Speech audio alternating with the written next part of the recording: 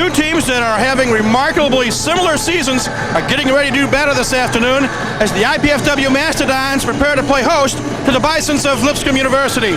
Hi again, everybody. I'm Mike Maas. Welcome once again to IPFW basketball.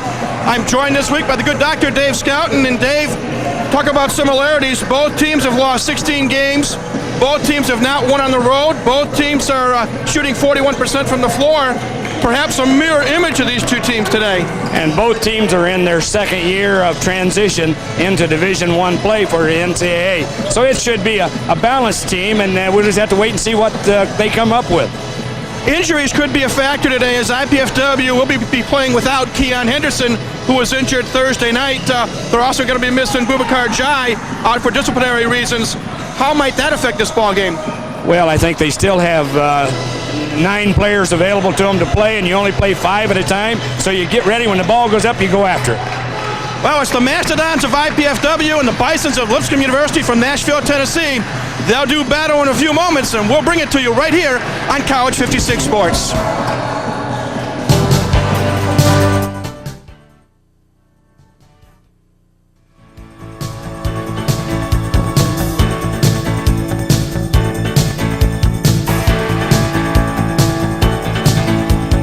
Good afternoon, everyone. Welcome to Irrigate Sports Center on the campus of IPFW. This is Mike Maas along with Dave Scouten, getting ready to call the action in today's game between Lipscomb University and IPFW.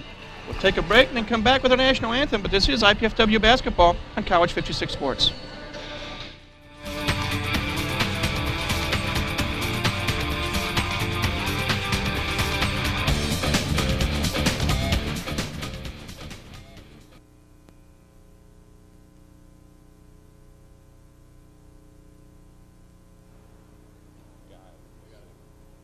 Good afternoon, sports fans, and welcome to today's contest featuring the Lipscomb University Bisons and your IPFW Mastodons. At this time, would you please stand and honor America in the playing of the national anthem?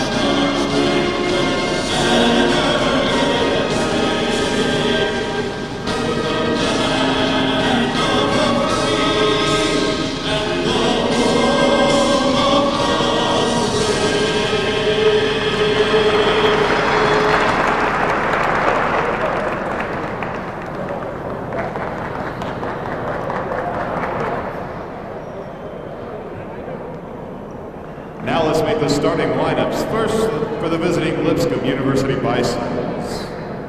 At guard, a 5'11 freshman from Magna, Utah, number 3, Clayton Osborne. Also at guard, a 5'11 junior from Nashville, Tennessee, number 13, Ryan Roller. At forward, a 6'4 junior from Marrero, Alabama, number 45, Jason Jackson. Also at forward, a 6'8 sophomore from Belle Chasse, Louisiana, number 51, Chad Hartman. And in the middle, a 6'10 sophomore from Nashville, Tennessee, number 33, Albert Hacker. Head coach of the Bisons is Scott Sanderson. He's assisted by Jay Walton, Sean Centers, and Tim Cornwell.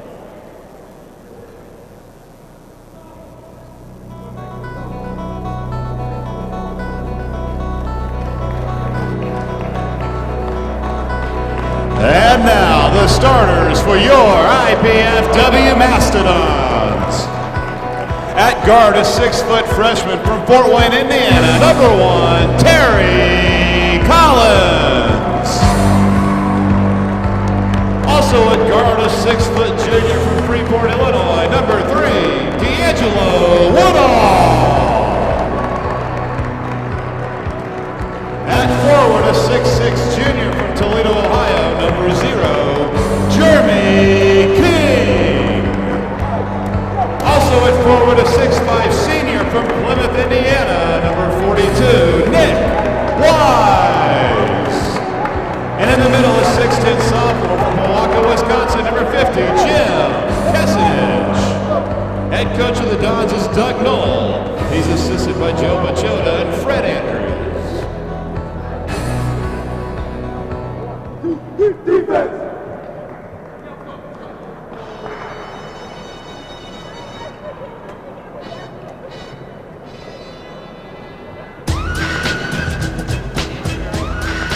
Featuring famous Pizza Hut pizza.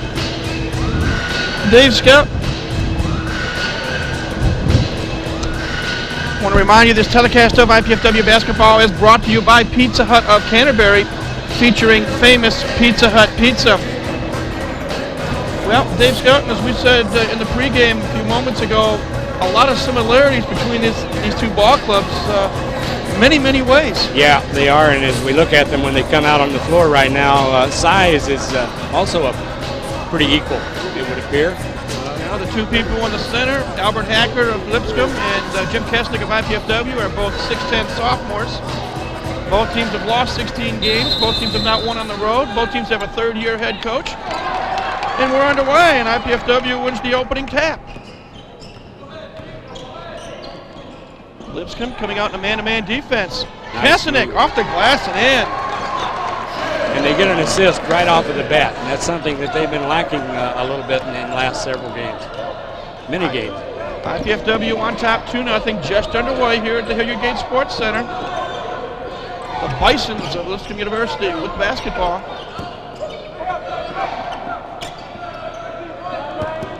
Pretty patient offense to begin with. Shot up and in by Jason Jackson. Jackson ties it up at 2. Each team hitting their first shot of the afternoon. D'Angelo Woodall bringing the ball down the floor, and D'Angelo's been playing very well. He had 15 points Thursday night. Fires a 3 off the rim. Rebound controlled by Ryan Roller of Lipscomb. And here come the Bisons. Three-pointer off the mark by Clayton Osborne. He wasn't bashful that time, was he? Back come the Dons. Woodall up at the point. They go into an offensive scheme here. Looks like they're a little bit uncertain as to which way they want to go, but they're trying to get something set, and that's what they need more of. Terry Collins for 3. Terry, who had 25 points in the win over Oakland University Monday night, hits his first shot. It's nice when the first couple of shots go down for you. Yeah, and I think what the coaches would really like to see is some consistency here. Especially Terry Collins had a great night Monday and then kind of disappeared Thursday. Now let's hope he's back today. Turnover Lipscomb. Here comes IPFW on the attack. And the Dons in the home white with black and blue trim. Any significance at black and blue after Monday night's brutal game over the And Coliseum? foul. Kesnick goes up, misses the shot, but he is fouled, and Jim will head to the line to shoot 2. Foul is going to be on Albert Hacker. His first, team first. Nice move by Kesnick, coming across the lane using the left hand. Big kid went right up with it. Jim Kesnick, 67% free throw shooter, knocks down the first. First substitution for Lipscomb, Matt Jarbo, a 6'7", 215-pound freshman. He replaces Chad Hartman. Kesnick second off the iron, no good. Rebounded by Jackson. 6-2 Mastodon lead. Lipscomb with the basketball. Jackson drives in the paint, off the glass, short. Rebound, put up and in by Matt Jarbo. Yep, he just got in the ball game and gets a good offensive putback. Bison's now within 2 at 6-4, 17:23 to go. Nick Wise misses his first shot, but Kesenick with the offensive board. He loses it, but he's fouled. Had somebody hanging on his arm. Foul's going to be on Ryan Roller, his first, team second. More substitutions for Lipscomb. Number 24 is Jeff Darcy, 6 foot, 170-pound freshman. And number 30 is Kyle Stevens, 6'7", 220-pound freshman. I think the key on that last one is the 230 pounds. He's a pretty well-built boy. I say that Collins touched the end line, so it's turnover IPFW, and the ball goes over to Lipscomb University. Lipscomb, and as you said, Dave, like IPFW, making the transition to Division I. They were a perennial NAIA power for many years. They sure were. They had a lot of tradition going for them in the basketball down in Nashville. IPFW, that man-to-man defense. Jackson with 10 on the shot clock.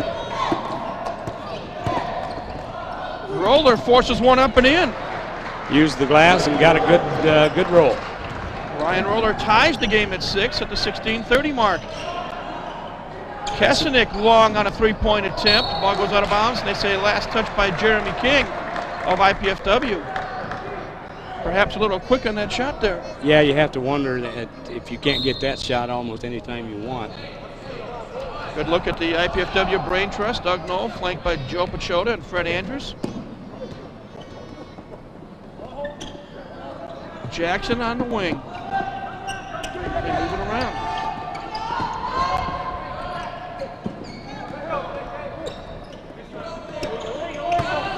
Jackson kicks it out. 10 in the shot clock. Three-point shot off the rim by Jarbo, rebounded by IPFW. And quickly down the floor. Terry Collins has it knocked away, picked up by Jeff Darcy. Darcy takes it coast to coast, off the glass and in. Good defensive attempt by Woodall, but he just couldn't stop the shot. So Lipscomb takes their first lead of the game, 8-6. Quickly fast-moving first half. We're down to 15-25. And both teams playing man-to-man defense, so that it's not something they have to do a lot of setup for. Jeremy King in the paint, shakes, bakes, and banks it off the glass. King ties it at 8, and back comes Lipscomb in a hurry. Shot up and missed by Jackson, but he draws the foul. Foul's on Jeremy King, his first, team first for IPFW. Jackson had a nice move to the basket. Defense just couldn't get a stop.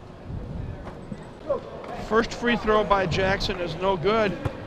He's a 62% free throw shooter. He's got one more coming.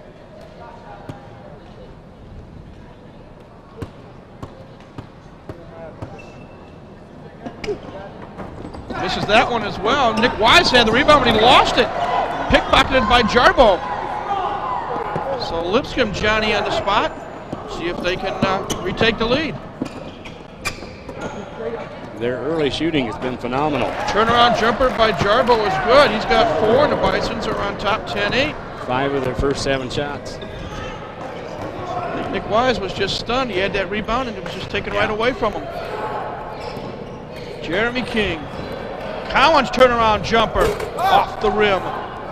Posted up that time, and that's not exactly something he does a lot. But he had a little man on him, so he wanted to give it a try. Bisons have that turn over as well. Lead pass for Woodall. And Deep puts it up and in. Give an assist to Lipscomb.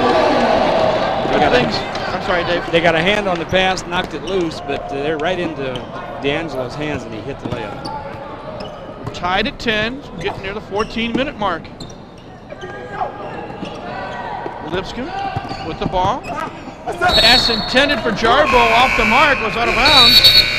turnover Bisons, and it'll be IPFW basketball when we come back. But there is a timeout on the floor. 13:58 left in the first half. Our score, IPFW 10, Lipscomb 10. You're watching IPFW basketball on College 56 Sports.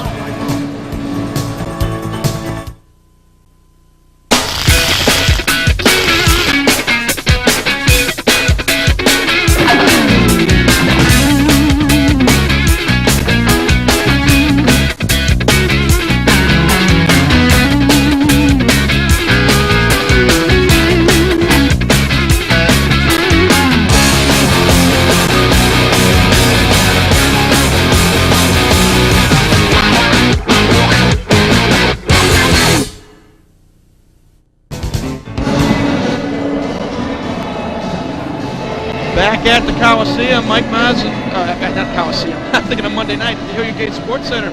Mike Mazin, Dave Scouten with you. We just saw a replay, Dave. As you say, good things happen to those who wait. D'Angelo Woodall waited for that long pass, and it was tipped, but it slid right into his hands. He didn't give up on it. Stayed right with it. Quick look at some of the numbers here. Lipscomb, 5 of 8 from the floor for 63%, 0 of 2 from three-point range.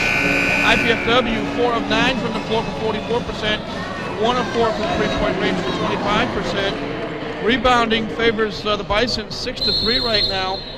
Turnovers, 3 for Lipscomb, 2 for IPFW.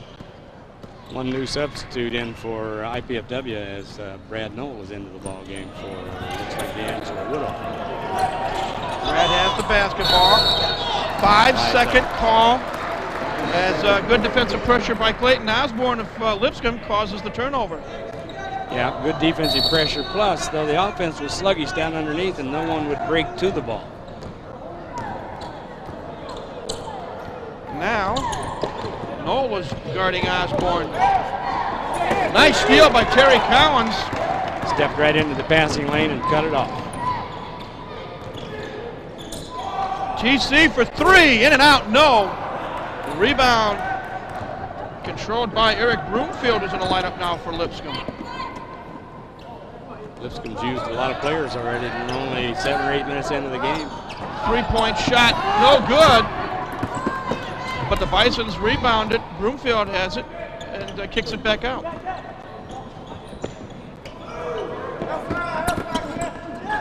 Baseline drive, shot up and in by Jeff Darcy, and he went up over 2 Mastodons. Yeah, the defense had him sandwiched in, and he still got it up. It's a good move. Lipscomb up 12-10, 12:48 to go in a half. Pass intended for King, knocked out of bounds by Hankins. It'll still be IPFW basketball. More substitutions. Roller back in for Osborne. As you said, Coach Scott Sanderson is using his entire roster here in the first half. It's almost the old North Carolina philosophy when Dean Smith was coaching. He always had 1 or 2 players waiting to come in. Foul is on Russell Hankins, his first, team third. Matt Shepard in the IPFW lineup for the first time today. 6'7" senior replacing Jim Kesenick. Yeah, Jim get a breather here and then have to get ready to come right back shortly. Jeremy King, JK, will inbound it. Give and go. King is fouled before he took the shot. That was an example of where Jeremy had an opportunity to post up inside, and Brad Knoll got him the ball. Hankins commits his second foul in a row, team fourth. This time Brad Knoll inbounds it.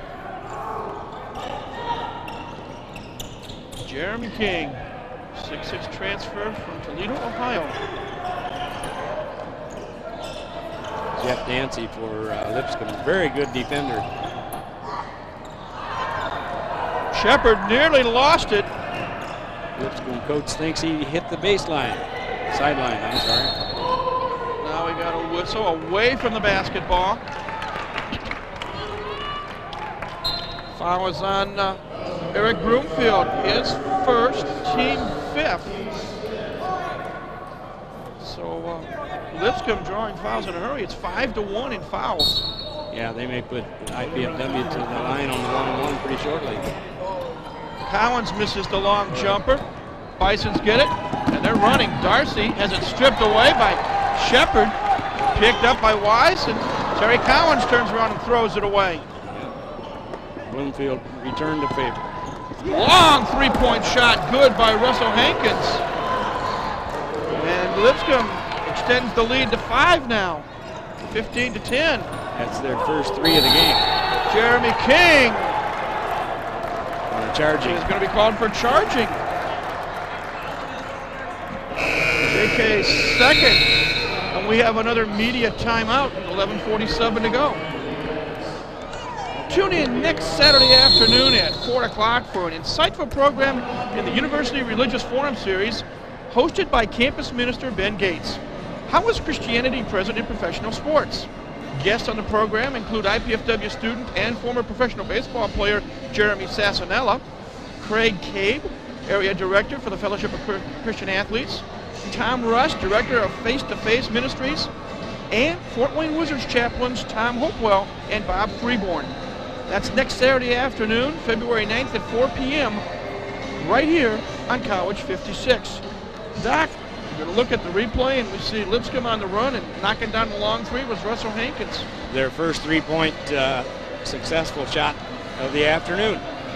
Neither team has taken a whole lot of shots, but Lipscomb is hitting 7 for 11, still shooting exceptionally well, 64%.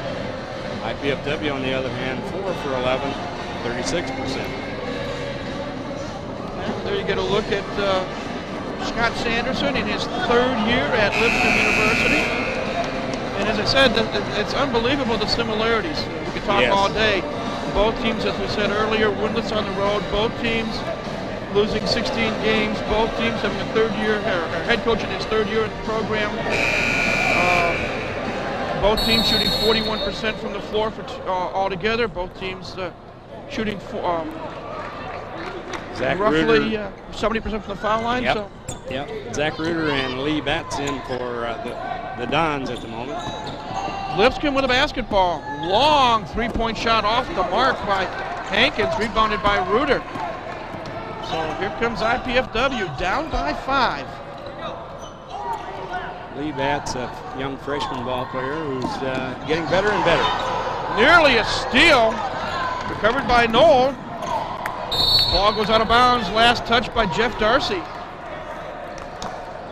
Mastodon basketball, 17 seconds on the shot clock, 11:14 on the first half game clock. Bats will inbound it.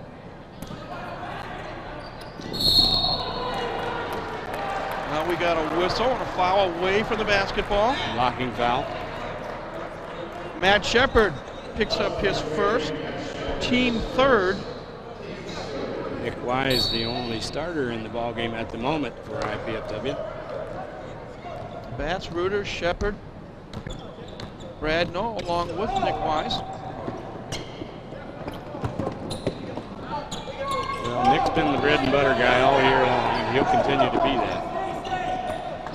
Darcy, 18-footer, in and out, no good, rebounded, blocked by Reuter. Nice play. Broomfield had the offensive carom, but his shot was blocked by the 6'8 freshman Zach Reuter. Jason Jackson back in the lineup for Lipscomb, and he'll replace Eric Broomfield. So it'll be Bison's basketball. Roller for 3, no good. Offensive glass, put up and in by Kyle Stephens. The dominance on the board is starting to show for Lipscomb. Kyle's one of the few seniors on the Lipscomb team this year. Brad Knoll from the outside off the rim, no good. Darcy with the rebound. Here comes Lipscomb University. Lipscomb has a lot of speed, a lot of quickness. Too much quickness there, couldn't get the ball down.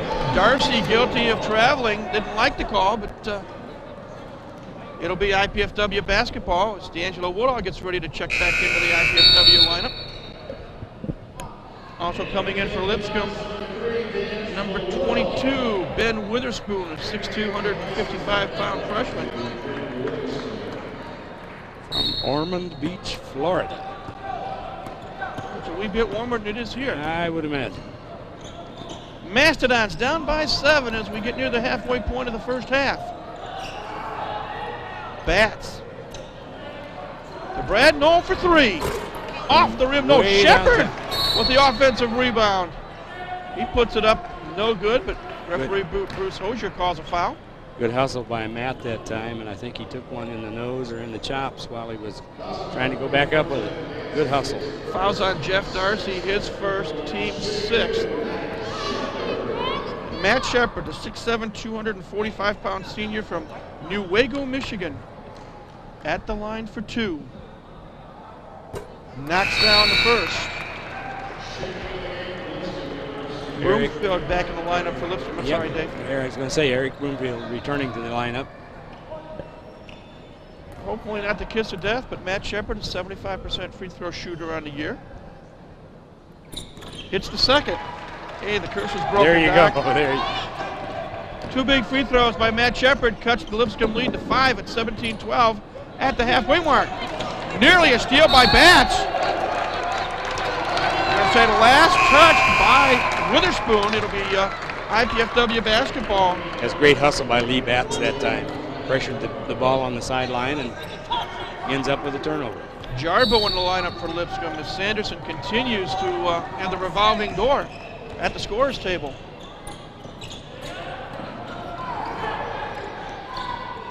Bats taking it down low, kicks it out to Knoll. Dons looking for the cutter. And at the moment, IPFW is playing with 3 guards and 2 forwards. Zach Reuter from the outside, no good. Rebounded by Witherspoon.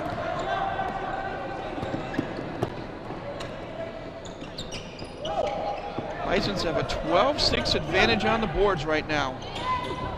3-point shot up and in by Hankins. That's his second tray. And it keeps their shooting over, over 50%. Ball knocked out of bounds by Jackson. It'll be Mastodon basketball. 9:07 left here in the first half. Our score, Lipscomb 20, IPFW 12. Lee Batso inbounded, I'm sorry. For a team that is playing on the road and had a long trip, they're pretty fresh here this afternoon, I guess I should say. Well, they had a buzzer-beating victory at home Thursday night, and perhaps that's given them some extra confidence. Shepard from the outside, in, out, and in again. Matt Shepard now with 4 points. And the lead down to 6 at 20-14. Now we got a whistle away from the ball again.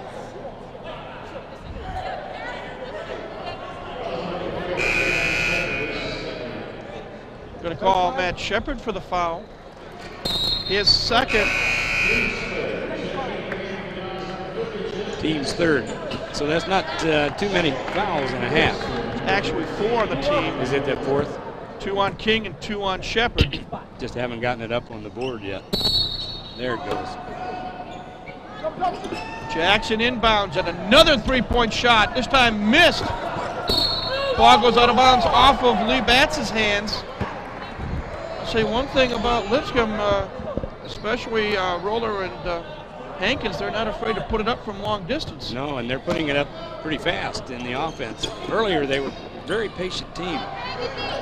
Now they're getting a little more on the quick draw. Roller for 3, short. Should say long runner off the glass. Woodall with the rebound. Inside feed, Kasanek went for the jam. Got hammered. That ball stuck in the glass. A lot of fast action on that play. And an interesting play, one that you don't see a lot of, but I think maybe this year I've seen a half a dozen times when the ball stuck between the rim and the backboard. Fouls on Jarbo, Matt's first, team 7th, and Jim Kasanek at the line, in and out on the first one. He's now 2 of 3 at the stripe. IPFW is 3 for 5 as a team. Got one more coming. That one's good. Now we got a whistle and a little scuffle between a player from each side. Zach Reuter and I believe Jason Jackson, and now referee Bruce Hosier bringing them together. I think a good move on the officials' part. Yep. Let them know right now that you don't need to get extra push and shove in there. Just play the ball game hard. See Sanderson talking to Bruce Hosier. So here we go again. Lipscomb with the basketball and a 20-15 lead with 8:14 to go here in the half.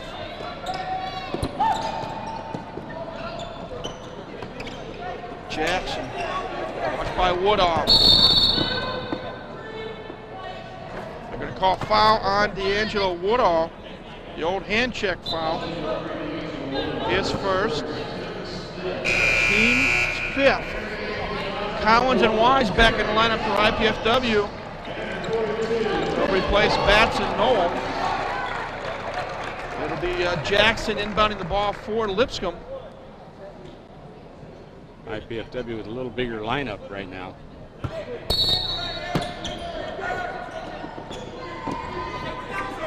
Roller kicks it back out. Broomfield for three, no. Terry Collins with the rebound for the Dons. Woodall, watched by Broomfield. Lipscomb staying at man-to-man defense. IPFW was quickly down the floor, but then had difficulty getting set up. Kesenic, foul line extended, misses the jumper. Jason Jackson with the rebound, and here come the Bisons.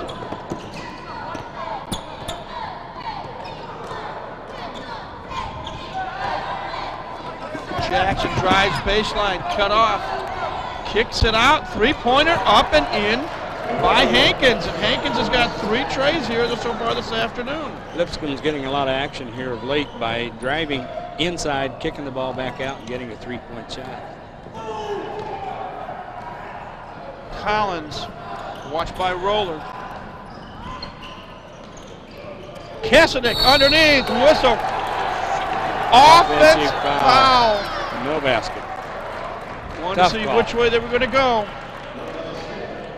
First foul on Jim Kesenic, 6th on the team. We've got immediate timeout. 7:01 left in the first half. Our score, Lipscomb 23, IPFW 15. You're watching IPFW basketball on College 56 Sports. I really wanted to go for an Indiana University business degree. But with housing and tuition, it really adds up, and the money just wasn't there to go away to college. And with a 2-year-old, my housing options were kind of limited anyway. And the truth is, I really wanted to keep my job and stay close to home. Going to IPFW made all that possible. IPFW? The best choice I ever made. Indiana University, Purdue University, Fort Wayne. The right school, right here, right now. Welcome back to the Hilliard Gate Sports Center, everybody in the campus of IPFW. Mike Miles, Dave Scouten with you. We're going to look at a replay here, Doc. Lipscomb kicking it back out, as you said. The drive inside, kicked it back out, and here goes a successful 3-point shot. Yeah. Right now, Lipscomb, they've popped it up 11 times from 3-point range, but they've hit 3 of them, all 3 of them by Russell Hankins. Obviously, we've never seen this team play before, but from some of their basketball tradition-rich history, they score a lot of points in the last several years, and they've been a team in the NAIA that has had 30 or more victories 13 times out of the last 19 years. Not a bad record at all. Back to the action. Bisons with a basketball. Jackson at the foul line, drives the lane, off the glass and in. Yeah, he went right by 3 people and he put it in. 4 points now Comes for Nick Jackson. Wise right back. Get it back. All right, Nick, good drive. Captain gets on the board with his first 2 points of the afternoon. Bison's coming right back, fast-paced game. Turnaround shot up and in by Chad Hartman over Kesenic. I think Chad Hartman would have to say, yeah, I'll take that. 27-17. The lead for Lipscomb is 10. Collins from 17, no good. Whistle, and they're going to call Foul on Nick Wise, looks like. Wise or Reuter. Oh, Nick Wise Yeah. picks up his first, team 7th. So Lipscomb will come down and shoot free throw. Yeah, the foul gap has now evened out. 7 against each team. The only thing that's not even for these two teams right now is the score. That's right. We need to work on that.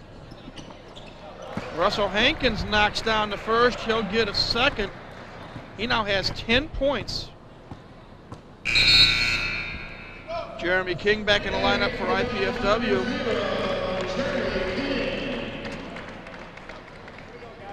Hankins, a 67% free throw shooter. Makes them both. Well, you couldn't jinx him, could you? You got to start a little quicker on that. We tried. Lead is 12, biggest of the day for Lipscomb. Wise comes back, misses a 3. Jackson, nice Darcy play, retrieving it. Kesenick hammers Hartman as Hartman was in for the layup. Well, it was a good hard foul, but it was just good hustle on the defense, and yeah, he fouled him pretty good. But those things happen. Second foul on Jim Kesenick. So Chad Hartman, 6'8", 190 pounds, sophomore from Belle Chase, Louisiana. 78% free throw shooter. Can we get the jinx back on? Let's see if we can work on that. He's going to be shooting 2.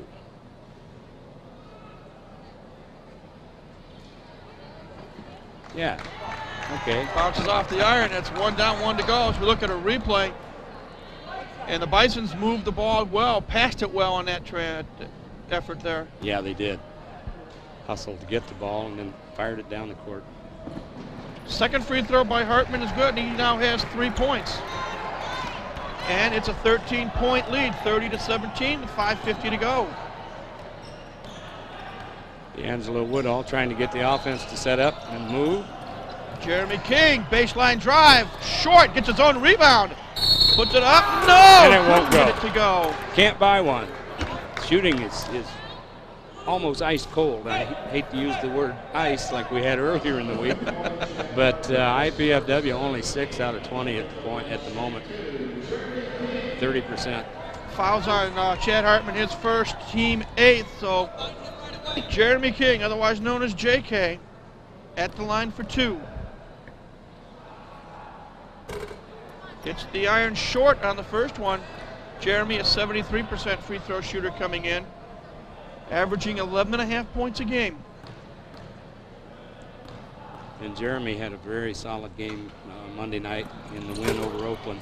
Second free throw missed as well, rebounded by Hartman. So, in essence, a good foul for Lipscomb. King missed them both. Jackson on the wing. It's like IPFW may be in a zone right now, Mike. Type of a matchup here. Jackson from the foul line gets the friendly roll. Jason Jackson now with a half a dozen. But it was a zone with a hole in the middle. Bison's up by 15. Collins coast to coast, and he misses the layup. There's a lid on that thing. Darcy drives, cut off by Kesnick, but pops a 6-footer. He misses, and Terry Collins comes back on the run for the Dons. To Woodall, and D'Angelo Woodall. Oh, finally got it to roll in. That ball rolled around for a long time. That's right. 3/4 of the way around the rim, and then finally fell in. 4 points now for D'Angelo Woodall. The lead is 13 again. 32-19. Jackson again, foul line extended. Misses it that time. Rebounded by Collins, and here come the Dons. Jeremy King for 3. Misses. Woodall up and in. Great follow by D'Angelo Woodall. He's now got a half a dozen, and they cut the lead to 11 as we're nearing the 4-minute mark in a quickly played first half. Yes, this game has moved along pretty well. Whistle, traveling call on Hankins, and we've come to our under 4-minute media timeout. With our score 32-21 in favor of Lipscomb, we ask you to learn more about Mastodon sports in season by tuning in to Mastodon Spotlight each Wednesday and Friday here on College 56. The hour begins with yours truly, Mike Miles, reviewing the week's sports activity. We look at game footage and talk with players and coaches. That's Mastodon Spotlight, Wednesday evenings at 8:30 and Friday evenings at 9, right here on College 56. Mike, if there's been any weakness in Lipscomb's game so far, they've had 8 turnovers here, and the half still has about 4 minutes to go. So I'm sure they're not pleased with that. On the other hand, they play a very fast-paced game. And there you get a look there. Jeremy King missed the three-point attempt, but D'Angelo Woodall coming in from his point guard position. Johnny on the spot for the offensive rebound, put back and score. Great anticipation. Yeah, came in and put it look back. at the numbers. Lipscomb, 13 of 26 from the floor, 50%. 3 of 11 from three-point range for 27%. 3 of 6 from the foul line, 50%. IPFW, 8 of 24 from the floor for 33%. Only 1 of 8 from long distance for 13%. 4 of 8 at the foul line for 50%. Right now, leading scorer Hankins for Lipscomb with 11. And D'Angelo Woodall with 6 for IPFW. And in the rebound department, Lipscomb has a 7 rebound margin at the moment. 19-12. Back we go. Mastodons with the basketball, down by 11. Kesenick hammered, but no call. Turnaround jumper is good. Nice move in the lane, controlled the ball. Good jumper. So it's 32-23, the deficit now in single digits. Roller walks it up for the Bisons. And IPFW is staying with that zone defense at the moment. Roller from long distance. Ryan Roller now with 5 points. Lipscomb just playing a very good 1-3-1 offense and hitting some shots. Taking the open 3 and putting some down. Terry Collins with a basketball. Woodall fake the 3, looking for Jeremy King in a block. Whistle. They're going to call King for traveling. Yeah, he got surprised with the 2 team when somebody came behind him and double teamed him. Much to the dismay of Doug Knoll. Yeah, thought there might have been a foul there. Yeah, there's a battle going on between Kesenick and Stephens, and we'll keep an eye on that for you. Roller walks it up. His Bison team leading 35-23.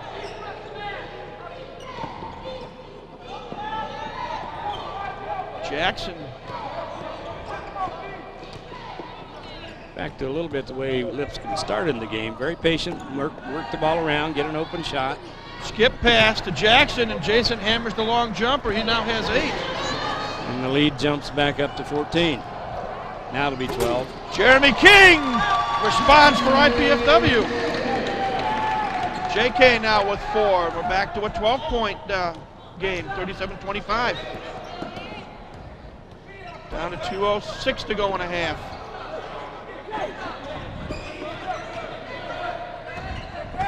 Whistle. Turnovers that say Hankins stepped on the end line. He got squeezed in the corner and stepped out of bounds. Turnover number 9 for Lipscomb here in the first half. IPFW with a chance to cut into that 12-point deficit. Coach Knoll calling for an offensive set. Let's see what happens here.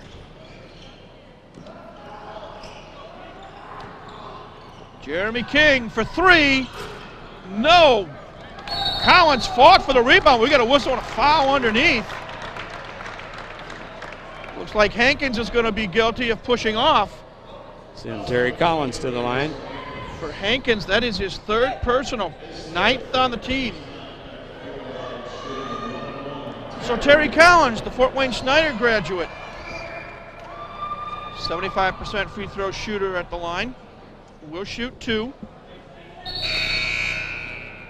Substitution, Clayton Osborne back in the lineup for Lipscomb, and he'll replace Hankins, who checks out with 11 points to go along with those 3 fouls. Brad Knoll back in the IPFW lineup. So we're down to 1:41 left in the half.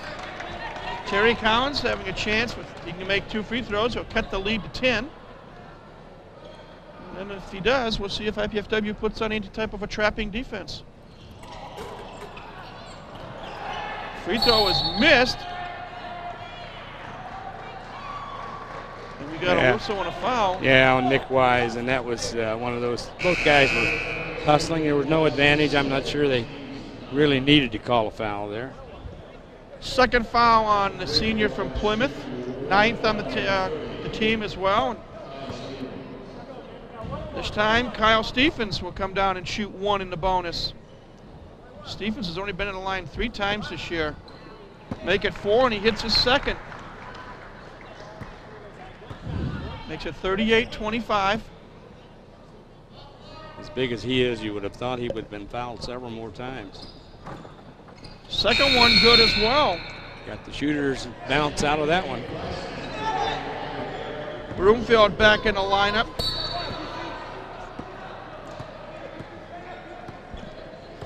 So it's 39-25. And We just, get to the 90-second mark. yeah, just a little over a minute and a half to go. Collins, intended pass for Wise off of Jackson's foot. They'll reset the shot clock. 35. The game clock says 1:26. At this point in time, the shot clock doesn't mean a lot to IPFW. They just need to be getting good shots and get them to fall. Woodall to Knoll.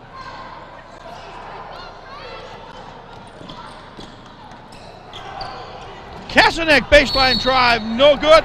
And they're going to Offensive call foul. another foul on Kesenic. That is his 3rd. Team 10th. It's a player control foul.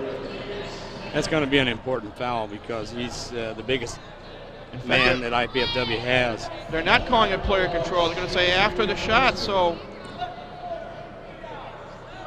Kesenic with 3. Did you see the replay?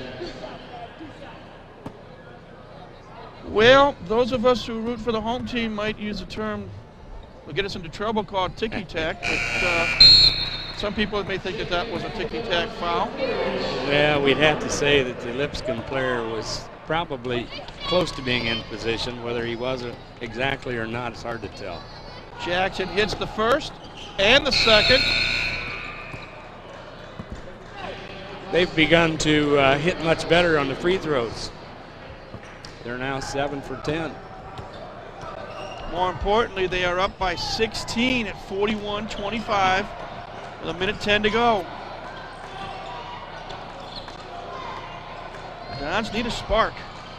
And Lipscomb plays a very pesky man-to-man defense. Reuter loses it. Jackson takes it off the glass and in. Strong move, quick move. 12 points now for Jackson. And the Lipscomb coach is calling just for good defense now. Wise is going to be called for traveling. If everything can go wrong, it will go wrong. Well, a replay on that one would probably show that the ball got knocked out of his hands. I don't know whether we'll see it or not. And then it came back down to him. More substitutions. Jarbo in the lineup for Lipscomb. We're down to 45 seconds left in the half. 43-25, Bison's on top. I would imagine we'll see a lot of patience out of Lipscomb now. No big hurry to take a shot. 9-second differential. Collins with a steal. So a little half-court trap gets IPFW the ball. Brad Knoll for 3. No good. Tap up and in by Reuter. Good follow shot. Reuter on the board with his first 2 points. Lipscomb. Now we'll see if they play it for the last shot. Collins went for the steal and missed it. They don't. They go. 3-point shot missed. Rebound Reuter as Jarbo missed the shot, and they're going to call foul on IPFW. Reuter picks up his first. We're in double bonus situation, so Lipscomb will shoot 2 in the person of Eric Broomfield. Broomfield, one of the best free throw shooters on their team, 86%. Drains the first one. And you see the replay, Doc. Yeah, well, there was a lot of action. It's the kind of play that makes one coach or the other one not very happy. Second free throw missed, rebounded by Reuter. 8 seconds left. Brad Knoll, he loses it to Jackson. Jackson gonna try to get a shot off. He does, but it's no good, and the first half comes to an end. You have to give the young man a lot of credit on that. He got the shot off. It would have counted if it had gone in. He was aware of what the situation was there. Well, the teams head into the locker room, and as we go to our halftime break, our score is Lipscomb University 44, IPFW 27. We'll break away and we'll come back a little bit later, but you are watching IPFW basketball on College 56 Sports.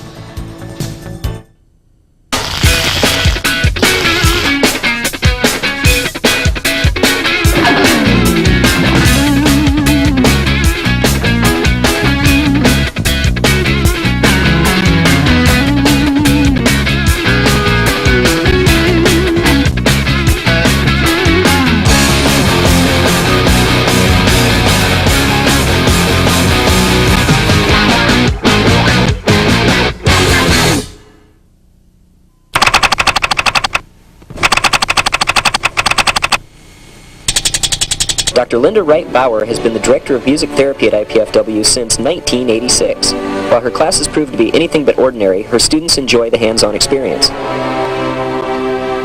I have a slightly different approach to teaching. I really believe that you need to experience things before you can truly understand. While receiving numerous awards for her teaching, Dr. Wright Bauer still finds that her students' impressions reward her the most. They say things like, I really enjoyed the drumming, and I have friends. I mean, I really want to be here because I want to be with these people. Often we'll do an experience in class that touches somebody in a really profound and personal way. As fun as her classes are, she knows what her students need. We're trying very hard to prepare the students for the jobs of the future. This has been an IPFW Faculty Minute. Join me for IPFW Up Close Sundays at noon on College Access Channel 56. Topics range from student and faculty research and new courses being offered to summer camp opportunities for area children. You'll also hear profiles of new and visiting faculty, university events, and business news you can use. That's IPFW Up Close Sundays at noon on College Access Channel 56.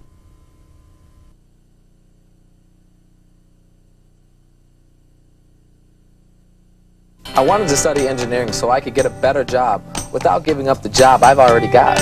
Of course, getting a degree without going into debt was pretty high on my list too. And I wanted the kind of education that I could only get in smaller classes with the professor's full attention. IPFW offered me all of that. And the Purdue engineering degree is going to look pretty good on my resume. Going to IPFW is the best choice I ever made.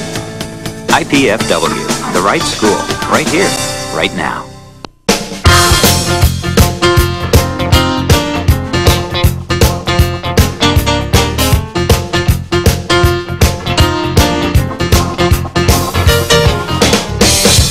Really encourage any potential student at IPFW to get involved, to see this as their campus, that it's not just a place to go to class and leave.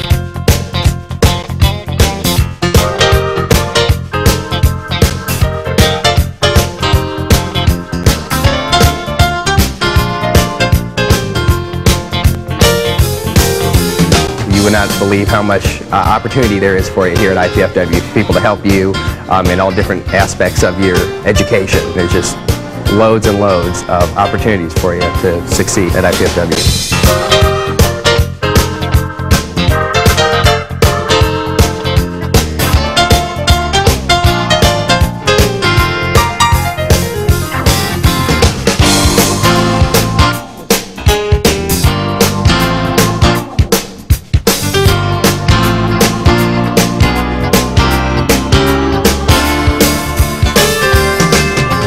When a student exits IPFW with a degree, they can be secure with the knowledge that they have a world-class degree that will be recognized by any employer.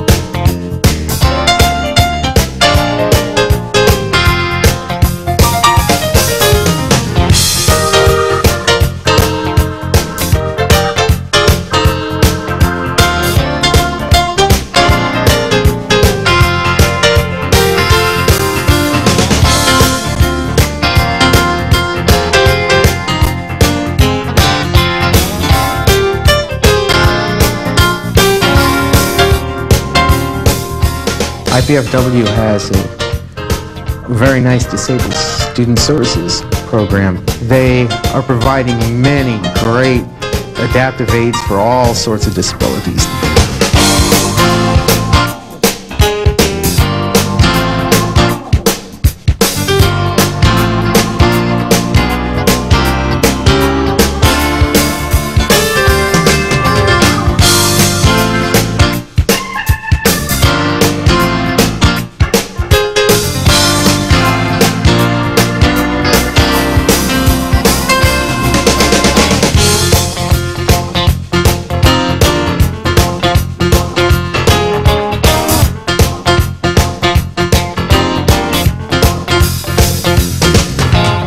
Originally I chose IPFW because I wasn't ready to leave home.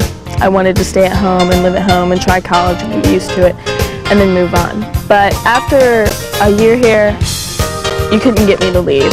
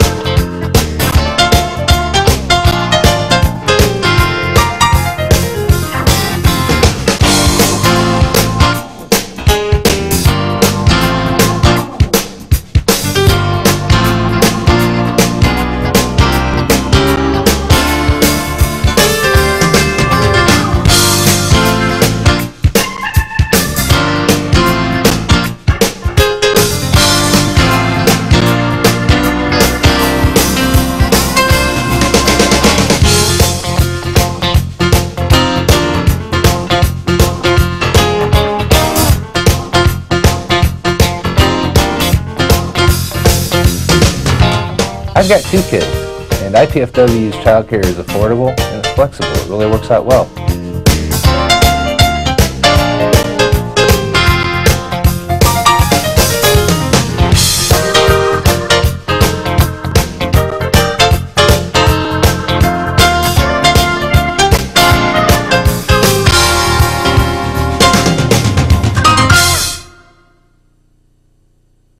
I really wanted to go for an Indiana University business degree. But with housing and tuition, it really adds up, and the money just wasn't there to go away to college. And with a 2-year-old, my housing options were kind of limited anyway. And the truth is, I really wanted to keep my job and stay close to home. Going to IPFW made all that possible. IPFW? It's the best choice I ever made. Indiana University, Purdue University, Fort Wayne. The right school, right here, right now.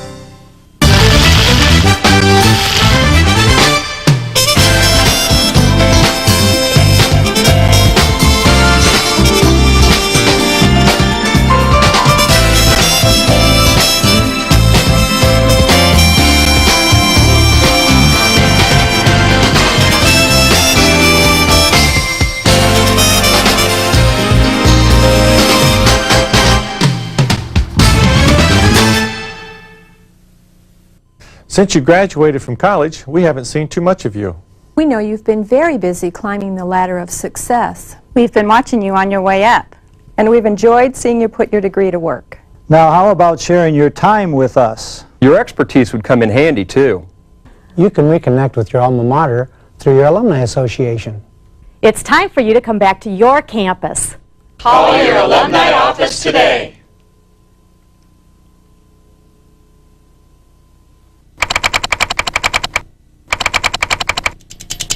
Frank Palladino has been a professor of biology at IPFW since 1982. He studies the endangered leatherback sea turtle and allows the opportunity for his students to travel with him. We have a number of undergraduates as well as master's level graduate students who've come with me over the last 10 years to Costa Rica. It's an opportunity that isn't generally available at most institutions. He makes sure his students in the classroom realize and never forget the enjoyable nature of science. Science is not only fascinating, it's fun. I think we lose track of that when we're in school, that science is fun, we learn a lot, and can do a lot. Palladino has a full awareness of the importance of the field work that his students experience with him and how it contributes to their education. It's an invaluable experience, one which they can then use whatever job they go on to do. And professionally, it really completes their education as a biologist. This has been an IPFW Faculty Minute. The right school, right here, right now.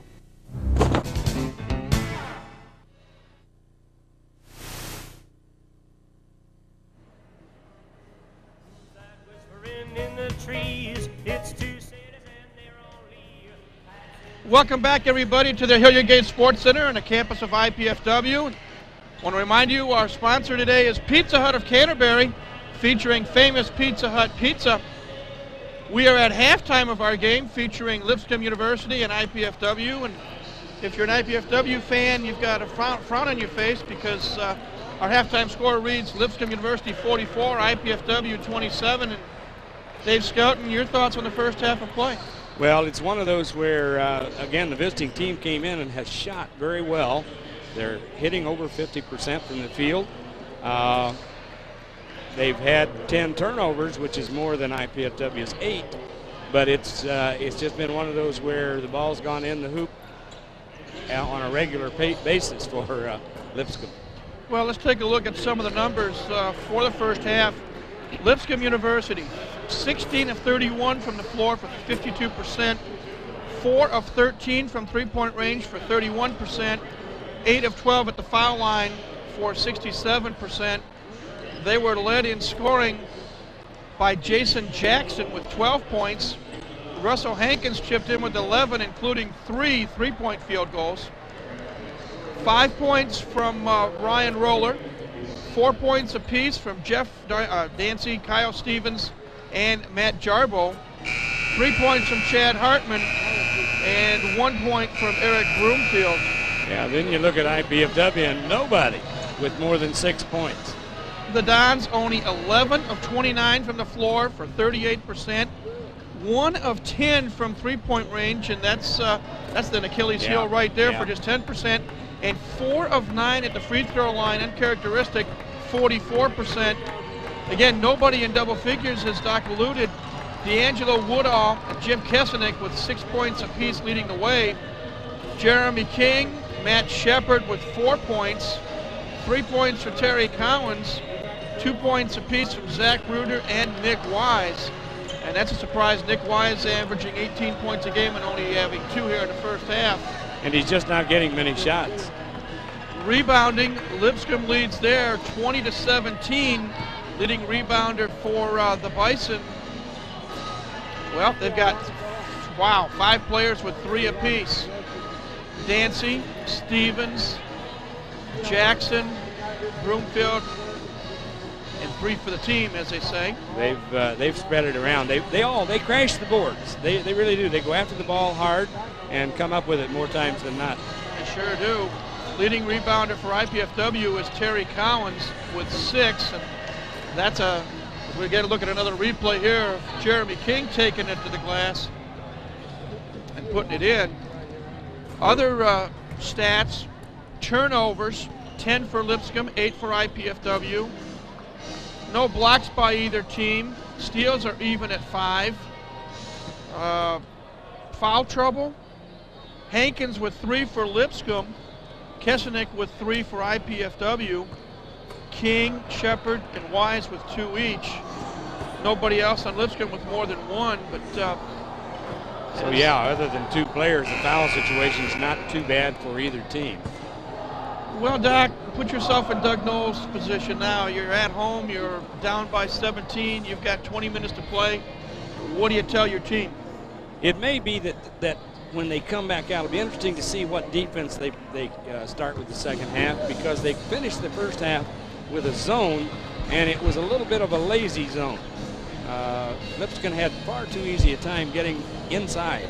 So we'll see what happens defensively, but I think whether it's zone, man-to-man, whether it's trap at half court or full court press, IPFW's just got to step up the defensive intensity. Well, it'll be Lipscomb ball to begin the second half of play.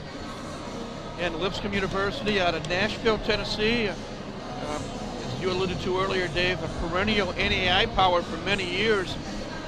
As you said, 13 of the last 19 years, 30 wins or more. That's a tremendous record. IPFW making the transition from NCAA Division II to Division I.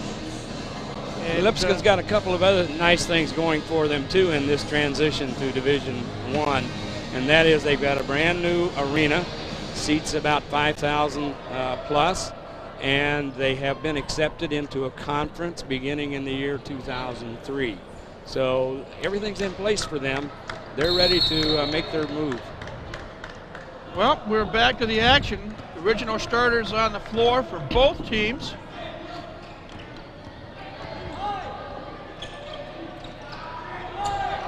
Could be a 5-second call, and it is. Great defense by D'Angelo Woodall as he hounded Clayton Osborne. Well, that's what we said has to be there, that defensive pressure. So the Dons get their first crack at it in the second half. Moving from right to left on your TV screen. Now they need to convert a bucket, any kind. Wise forces a shot up and he's fouled. Nick will shoot two. That's the next best thing to a basket is Nick Wise shooting free throws. Foul's going to be called on Jason Jackson. His first, team first here in the second half. So Nick Wise, as we said, the senior from Plymouth, 77% free throw shooter this year. And the curse works again. Whoops. You guys should be quiet. Whoops. Well, this is the first. He'll get this one. Money in the bank. At least we get your paycheck if he makes it, right? Yeah. Yeah. Now that it went in, yeah. Nick Wise now with 3 points, and it's a 44-28 Lipscomb lead. Bisons with a basketball. Again, Woodall putting excellent pressure on the ball. Osborne gets by him, though, however, and pops in about an 18-footer. Well, there was no help defense after he got by the initial pressure. Collins misses. Rebound controlled by Chad Hartman.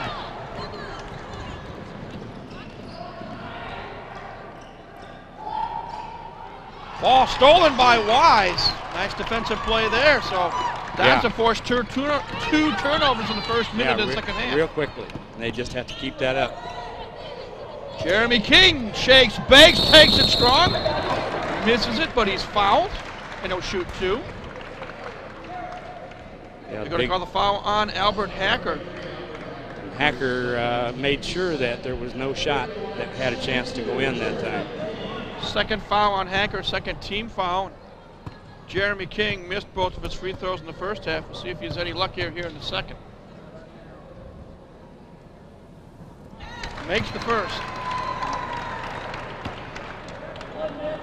Again, IPFW able to cut into that lead without benefit of the clock moving. 18:47 left here in the second half. Second free throw by Jeremy King is good. He now has a half a dozen. Now we see a little token full court pressure. 46-30, the lead down to 16. Hacker. Two-man game. Whistle. Bucket not good. No shot. Foul before the shot. Kessenich, is that his fourth? That's going to be 4 fouls on Jim Kessenich. Ooh, my. First here in the second half. That brings Matt Shepard into the lineup in a hurry. Yeah, tough break. Kessenich, 6'10" sophomore out of Pewaukee, Wisconsin, heads to the bench with 7 points and 4 fouls. Yeah, that'll curtail his action here in the second half a lot. All stolen by Shepard. Dons are doing it on the defensive end. Now can they score? Wise misses the jumper. Rebound controlled by Hartman. Timeout is called.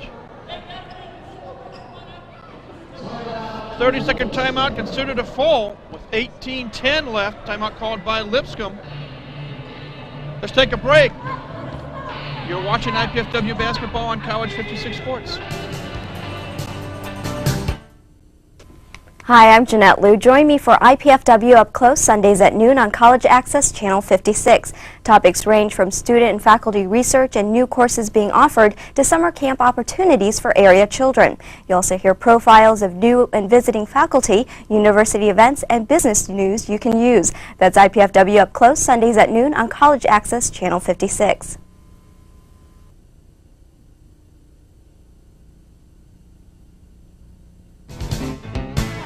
Good defensive pressure so far. If we keep that up, they'll be all right, regardless of what else happens. We are back at the Gate Sports Center, and as you say, Doc, IPFW has forced 3 turnovers here in the first minute and 50 seconds of the second half. Right now, the score stands Lipscomb 46, IPFW 30. As you get a look at IPFW in the huddle, Fred Andrews, Joe Pachota, listening to Doug Nolan. Here's a replay again. Osborne getting by Woodall and then getting that about a 16-foot jumper. So here we go. It will be Lipscomb with a basketball. Roller to inbound it. Osborne fouled as he goes up for the jumper. He will shoot 2. Fouls on D'Angelo Woodall, his second.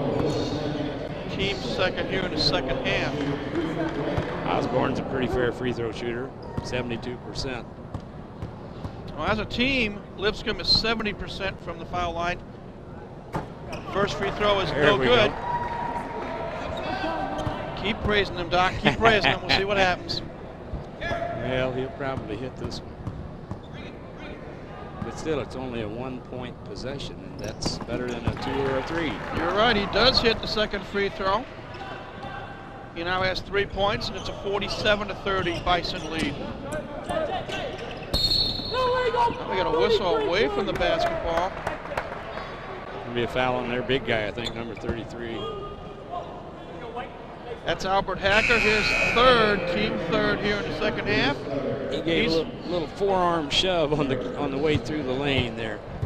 Coach is saying, what in the world are you doing? He's replaced by Kyle Stevens. King in the block. Foul being called. Starting out similar to the first half where Lipscomb got several fouls early and then kind of went backed off a little bit. This foul's on Chad Hartman, his second, team fourth, and we played just over 2 minutes of the second half. Inside feed to King. Shot is missed, however. Rebounded by Hartman. Boy, nice feed, and JK had it. And nice feed, nice move, nice basket, everything but the score. The end result, yeah. But if they keep that kind of offensive movement and keep getting that shot, they'll be all right. Ball nearly stolen by Woodall. D'Angelo has really stepped up the defensive pressure here in the second half. 14 on the shot clock, 17:27 on this game clock. Ryan Roller to inbound it.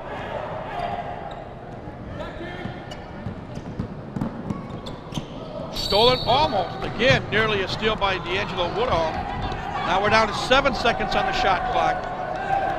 So Lipscomb will be looking for a shot in a hurry, and they're going to call timeout. They're going to call a 30-second timeout. You too can participate in the excitement of Mastodon athletics by joining the Royal Downs Athletic Association. The Royal Downs is IPFW's official athletic booster organization. Members enjoy benefits such as priority seating at IPFW sports events, visits by the coaches, and food and refreshments in the hospitality room. For more information about the Royal Dons, call 260-481-6643 or write to Royal Dons Athletic Association, 2101 East Coliseum Boulevard, Fort Wayne, Indiana, 46805. And Mike, we still have no one in the ballgame for IPFW with more than 6 points. The shooting just isn't there tonight. Unbelievable. Now we got a foul called on King on the inbounds play. And that is JK's third, team third.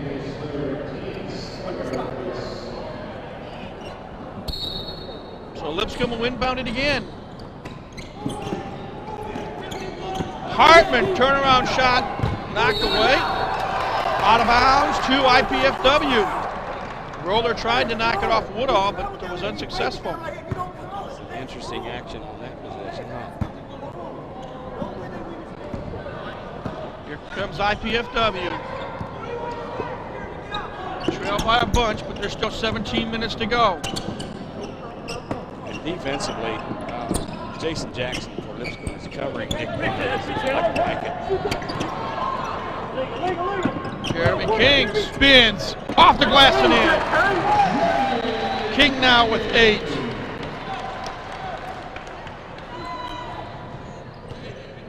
The lead down to 15. Jackson on the wing, drives, kicks it out. 13 in the shot clock. Whistle and a traveling call on Jackson. And again, good defense. Good defense. IPFW was not giving up anything to the offensive set that time. Got another turnover. Jarbo and Darcy in the lineup for Lipscomb. It'll be Mastodon basketball. There hasn't been much scoring either way in this second half. Collins way up top.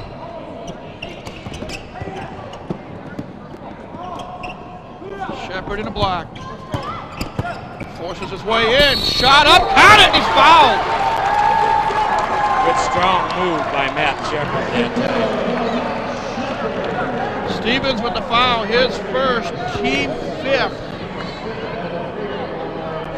Matt Shepard trying for the conventional 3-point play.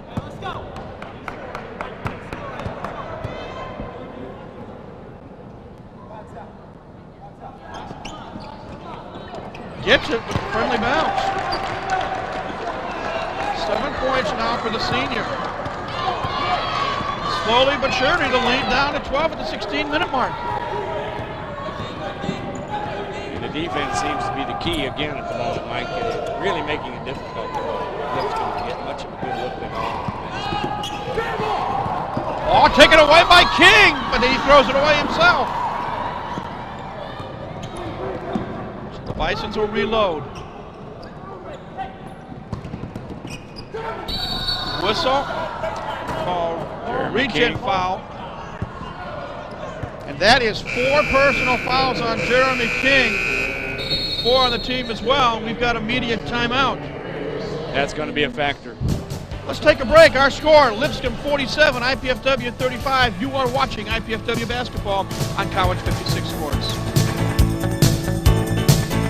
I wanted to study engineering so I could get a better job without giving up the job I've already got. Of course, getting a degree without going into debt was pretty high on my list too. And I wanted the kind of education that I could only get in smaller classes with the professor's full attention. IPFW offered me all of that. And the Purdue engineering degree is going to look pretty good on my resume. Going to IPFW is the best choice I ever made. IPFW, the right school, right here, right now. Welcome back, everybody, to the Hilliard Gate Sports Center. Mike Miles, Dave Scouten with you. 15:35 left in the second half. And as we were just talking about, Dave, Lipscomb has only scored 3 points in the second half. And the lead has been chopped down to 12. And IPFW has been a big factor. Here's a roll move with Jeremy King taking it to the hoop. But the defense for IPFW is keeping Lipscomb off the board. Well, we'll see what happens here. Teams come back onto the floor. Lee Batts is in for Jeremy King. Lipscomb with a basketball. Nice move, Jackson gets the bucket, count the foul, and that's on Nick Wise, and he'll have 3. That was a good, strong move also. It was like the move Matt Shepard made for us down here at the other end just a little bit ago. Fouls are building up now for IPFW. Kesenick with 4, King with 4, Wise with 3. And those are all 3 key spots. Jackson misses the free throw. Ball goes out of bounds to IPFW.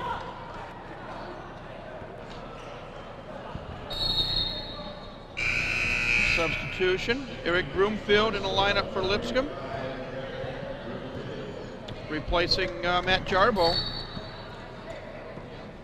I will say one thing about Lipscomb, they utilize every player that comes. Yes, they do. On the shorts. They really do. They didn't put them on the bus and come up to the scenic Fort Wayne for nothing, did they? Terry Collins to Shepard, a two-man game. Partially blocked. Picked up by Jackson. Lipscomb on the run. Get into their offense. Hankins drives the baseline. Traveling called, says referee Bruce Hosier. Lipscomb is really mounting up the turnovers, and it's the only thing that's keeping them from really running away and hiding. 17 turnovers now for Lipscomb, only 9 for IPFW, but Lipscomb has a 14-point lead. Batts tries to penetrate. He is fouled by Ryan Roller. That's Ryan's second, team sixth. We'll probably see a lot of free throws shot in this game before it's over, Mike. It's getting up close to the 1-1 already, both ways. 16 fouls on Lipscomb, 5 on IPFW. Collins for three. Long overdue. Terry Collins now with 6 points, and the lead down to 11. See if they can get a stop. There's coming their three-point right man. back is Hankins. 4 field goals, all from long distance for Hankins this afternoon. Woodall comes back, he pops it home, and he's fouled. Took it strong down the lane, basket counts. Foul was on Hankins, and that is 4 on Russell Hankins. 7 on the team. Perhaps there's silver lining there, Dave, with Hankins, their long ball specialist, now having 4 fouls, as we get a good look at D'Angelo Woodall taking it strong to the hole. Hankins even backed off a little bit after the initial contact. Too late. D'Angelo Woodall, 71% free throw shooter, and he knocks that one down. Takes that lead down to 11, and it hasn't been that close in quite a while now. Woodall now with 9 points. It's 52-41. 14-12 to go. Key defensive. Jackson forces it up, and he's called for the offensive foul. Yeah. Second foul on Jason, 8th on the team. Now we've got some words. A little pushing, a little shoving.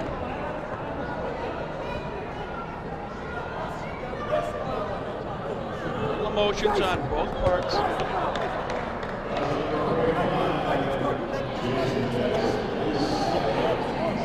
IPFW basketball. Let's see if this anger and emotion can be translated into points and good defense for IPFW. That's a key possession. They need to score at this one. Batts forces it up, and he's fouled. And right now, Lee Batts is on a crusade. Broomfield picks up his second.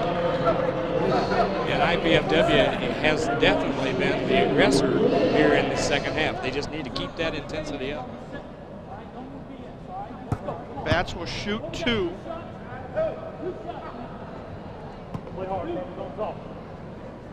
Lee from Freeport, Illinois. In and out on the first one. Hacker and Jarbo back in the lineup for Lipscomb, replacing Stevens and Hankins. Yeah, Hankins, their 3-point threat. Will rest a while.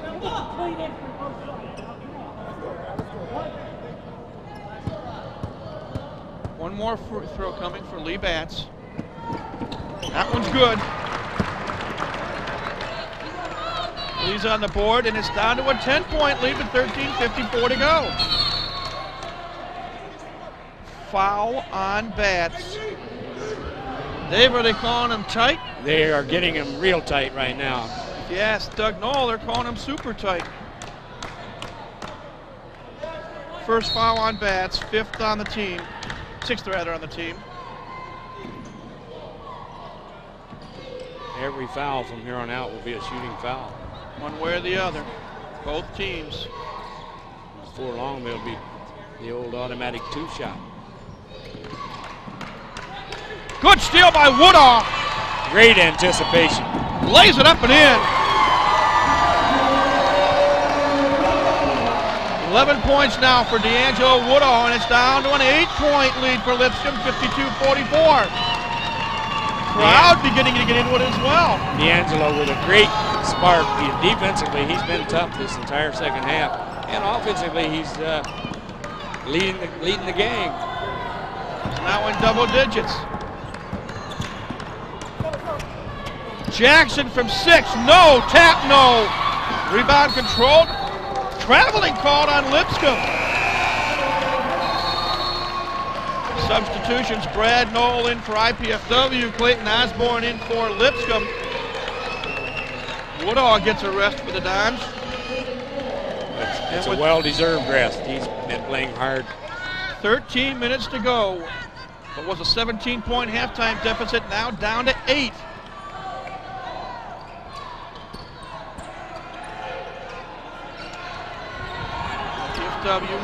Wise for 3.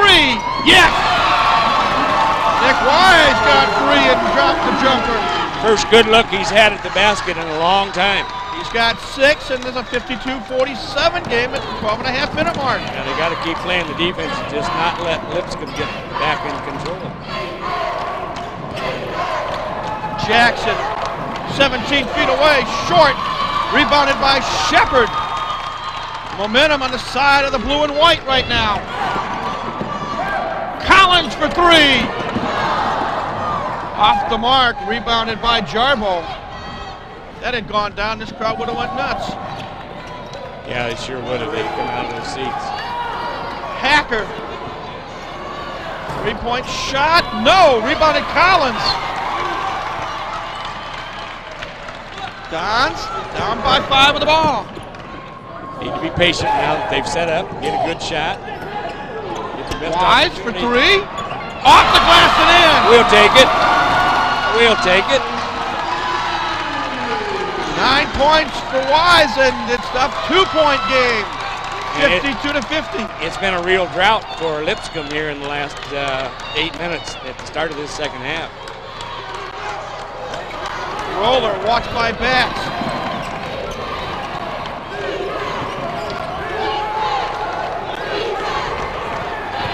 Roller, 17-footer, yes. Ryan Roller stops the bleeding for a moment for Lipscomb. Lead up to 4 now, 54-50 as we near the 11-minute mark. Nice with the hot hand. Batts is going to try his luck. Misses it. No! Gets the rebound. Brad misses the shot, but he draws the foul. Nice follow-up by Brad. Picked off the offensive rebound and went back up with it. Foul is on Hacker, and for Albert Hacker, that's now 4 personals. Team 10th, so every foul the rest of the way for called on Lipscomb. IPFW will shoot 2.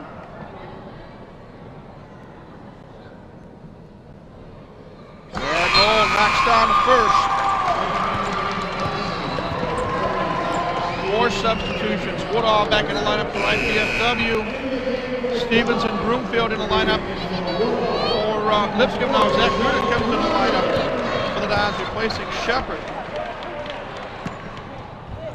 One more free throw coming for Brad Knoll, the 6-foot junior from Spring Arbor. 74% foul shooter. Makes it. And we've got immediate timeout. And reason for enthusiasm here. Follow the Volleyball of IPFW this year on Wednesday and Friday evenings as IPFW head volleyball coach Ernie Baum and assistant coach Mark Franke talk college volleyball and more. That's the Ernie Ball Show, Wednesday evenings at 9:30 and Friday evenings at 5:30 right here on College 56. Dave Scout and IPFW is clawing their way back into it. Yes, they are, and they're doing it with much better shooting, but also much better patience than they've had earlier in the game, and good defense.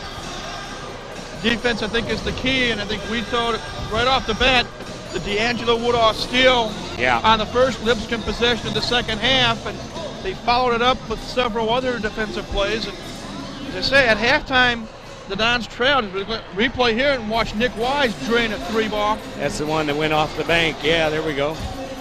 And Lipscomb's turnover total is now up to 19. They're still shooting great, 53%, but the turnovers are killing. The Dons are shooting much better. They are 18 of 42 now for 43%, 4 of 16 from long distance, and 12 of 19 at the foul line. As you say, turnovers, Lipscomb 19, IPFW 9, and the rebounding edge, it's 6 right now for Lipscomb, 29-23, but right now, 54-52, Lipscomb with the lead in the basketball. Keep the pressure up. Stevens gets hammered as he goes up, and he'll shoot 2. Chad Reuter. Zach picks up his second, team 7. Kyle Stevens, 6'7", 220-pound senior, makes the first one. Got a kind roll off of the rim and in. I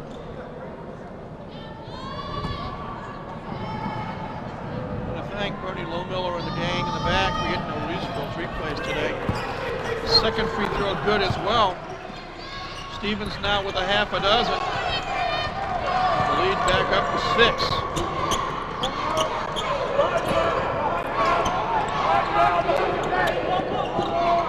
Need to have good offensive patience. 35 seconds is a long time. You can get a good shot. Batch takes it in the trees. Blocked by Hacker. 6 foot, blocked by 6'10". Time for a stop for the Dons here as we near the midway point of the second half. Hacker, turnaround jumper is good. Hacker with his first points of the afternoon, and Lipscomb on a 6-0 run right now. The last 2 possessions about the only time that the big guy for Lipscomb had been aggressive. 58-52, the lead is 6. Woodall for 3. Angelo Woodall, 8 second half points now. 14 in the game. Nice assist by Brad Knoll. He drove the baseline, drew the defense, kicked it off, and D'Angelo got the bucket. 58-55 with 9:25 to go. Roller for 3, off the rim, no. Fight for the rebound. Batts has it, and he stepped on the end line. It'll be Lipscomb basketball. Tough break. But good hustle by Lee Batts. Yes, it was. Loose ball. He was going after it with everything he had. He checks out, replaced by Terry Collins. Jeff Darcy, number 24, in for Lipscomb. He will inbound the basketball for the Bisons. 9:21 to go.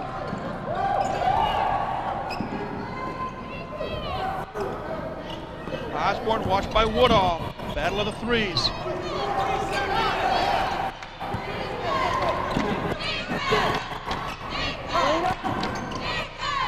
Hacker.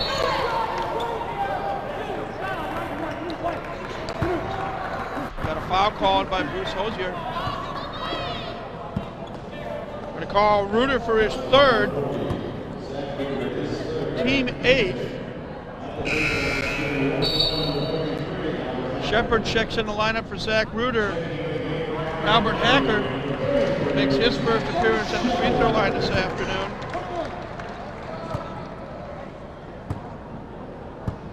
.64% coming in.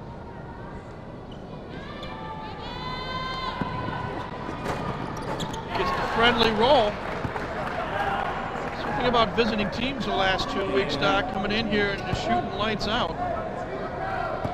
And this big guy, Hacker, has he's been their offense now for the last 3 or 4 minutes. He's got 4 fouls, and maybe IPFW can use it to their advantage. Makes the second as well. 4 points for Hacker, and it's a 5-point Bison lead. Just under 9 minutes to go, so there's a lot of time. Collins misses the 3-pointer. Rebound controlled by Stevens. Yeah, Collins having a hard time finding the rim tonight. 2 for 11. Osborne trying to get around Woodall. Stolen by Collins. Outlets it to Woodall. The ball's knocked out of bounds. Stevens with long arms and fingers able to knock that ball away from Woodall. Down to 8:33. And again, the defense forcing a turnover. Woodall to inbound it.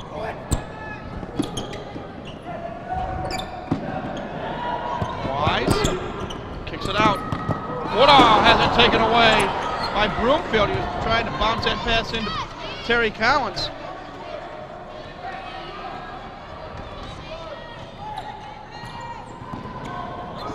Lipscomb, 5-point lead. Inside Hacker, count the bucket, and Hacker is fouled. And we just don't have anybody that can handle that big kid. Lipscomb had not been going inside to him early in the game, and now in the second half, their strategy has changed. The foul was on Shepard, his third. Hacker scored the last 7 Lipscomb points. Misses the free throw, but Broomfield controls the glass for Lipscomb, and they get it back out in a fresh 35. Yeah, nice smart move by Lipscomb. They've just tipped the ball back out. Now they got a new possession. Time of the game for the Dons. Osborne for 3. Didn't need that. Kiss of death, so to speak. Yeah. Osborne now with a half a dozen. Wise comes back with an 8-footer. Nice move by Nick. Faked the three-point shot with a shot fake. Came in and got a nice jump shot. And we needed that. 65-57, 7.5 minutes to go. Lipscomb with the lead in the basketball.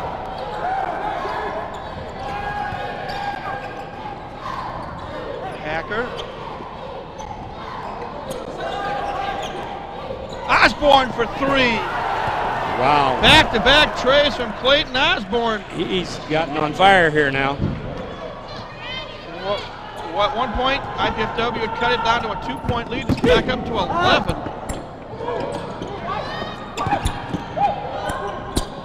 Collins in the paint, short.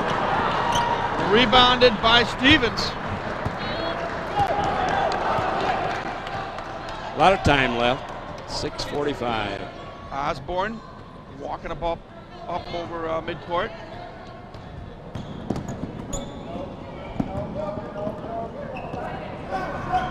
Hacker way up top of the high post. Osborne acrobatic, missed it. Tap no good by Hacker. Shepard comes down with the ball for the Dons. They need some points. Down by 11 with 6:17 to go. It looks like Lipscomb has now gone into a zone defense like we saw a little bit of in the first half. Woodall. Back out. Zone defense that's looking for Wise, but they left him open. Wise knocks his third tray down. He can go from downtown, so Lipscomb's going to have to be real careful with him. 14 points for Nick Wise, and it's a 68-60 ball game with 5:47 to go, 5:48 rather, and Lipscomb calls timeout. Let's take a break. 68-60, Lipscomb on top. This is IPFW basketball on College 56 Sports.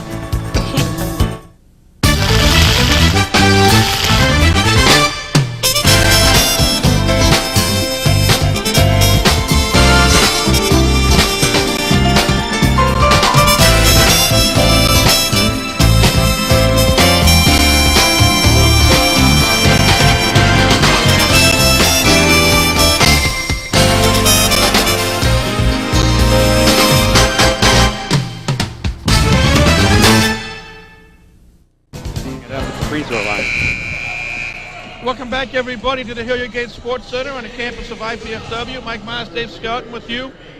5:48 left in the second half. Lipscomb, which led by 17 at halftime and had seen their lead shrunk to 2 at 54-52, now leads by 8. Jackson wants to drive on King. Off the glass, no. Brad No comes down with the rebound for IPFW. opportunity for a fast break. Terry Collins misses the shot. Foul underneath. Yeah, a little shove in the back on the rebound. Sent Jeremy King into the next county. Jason Jackson picks up his third. Team's over the limit, so it's double bonus, 2 free throws coming for Jeremy King. And the team that takes advantage of their free throws is going to be in the driver's seat come the end of the ball game. Off the front of the iron, short on the first free throw attempt for Jeremy King. He's now 2 of 5 at the line today, and as a team, IPFW 12 of 20, Lipscomb 13 of 21. Second one, no good.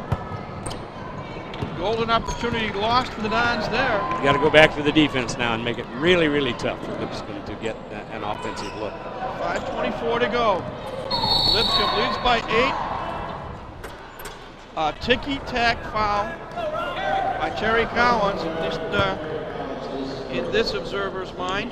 Well, I think Terry Collins got just a little bit behind the man that time and didn't move his feet. First foul on TC, 10th on the team.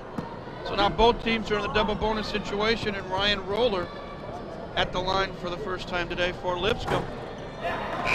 Nice roll again. Boy, these rims are too friendly for the opposition. Have to talk to somebody about that. Only thing is, it's the same one we had in the first half. Had a lid on it then.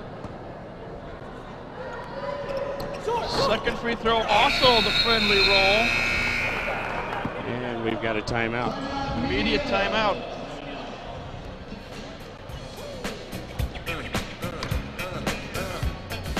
I want to remind you to tune in to College 56 tomorrow evening at 7 p.m.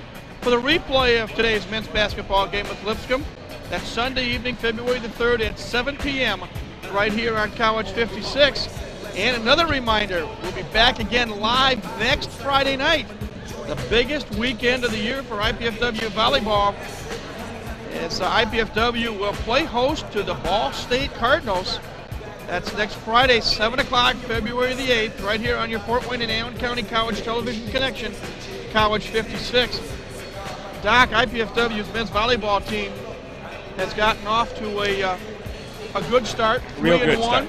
They won on the road to Erie, Pennsylvania last night and defeated Mercyhurst 30-25, 30-25, and 30-25.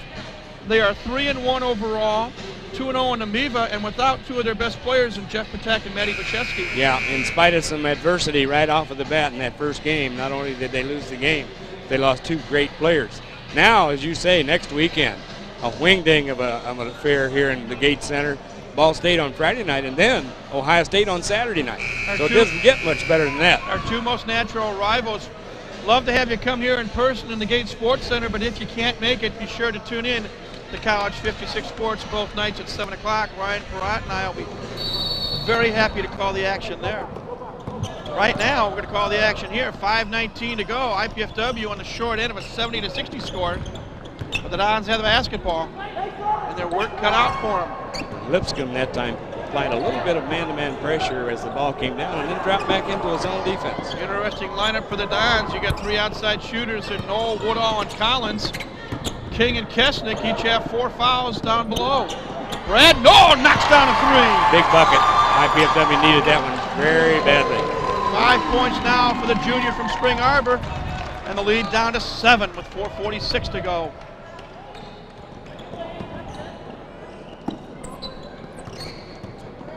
Lipscomb runs their perimeter offense almost a weave. Looking either for the backdoor cut or the open 3. Or the big man inside. Like right there he is. Hacker kicks it back out. 3-point shot up and in by Roller. He now has 12 points. Yeah, 3-point shots, both a blessing and a curse, isn't it? You want them on your side, you don't want them on the other side. Don's playing a 1-2-2 offense. Woodall, baseline drive, kicks it out. Wide open, Knoll, off the mark.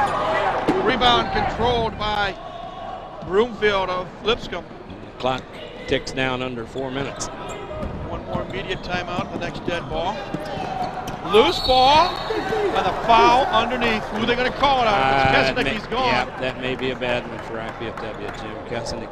Jim Kesenick picks up his 5th. Played hard today.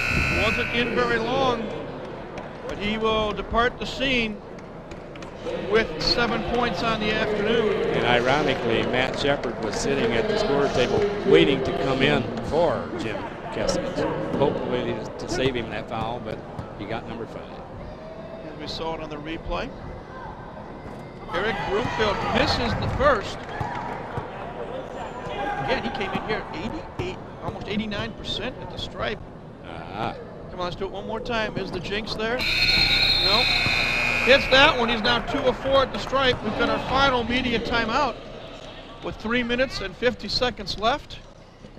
Gives us a chance to invite you to tune in Sunday evening, February the 3rd, to see the 1920 silent classic film Dr. Jekyll and Mr. Hyde, starring John Barrymore, Martha Mansfield, and Nita Naldi. Robert Louis Stevenson's humanitarian character, Dr. Jekyll, is working to achieve a scientific method to separate the good and evil in humans. His potion is not perfect, and the results prove to be tragic. Watch the classic Dr. Jekyll and Mr. Hyde Sunday evening, February 3rd at 9 p.m. right here on College 56.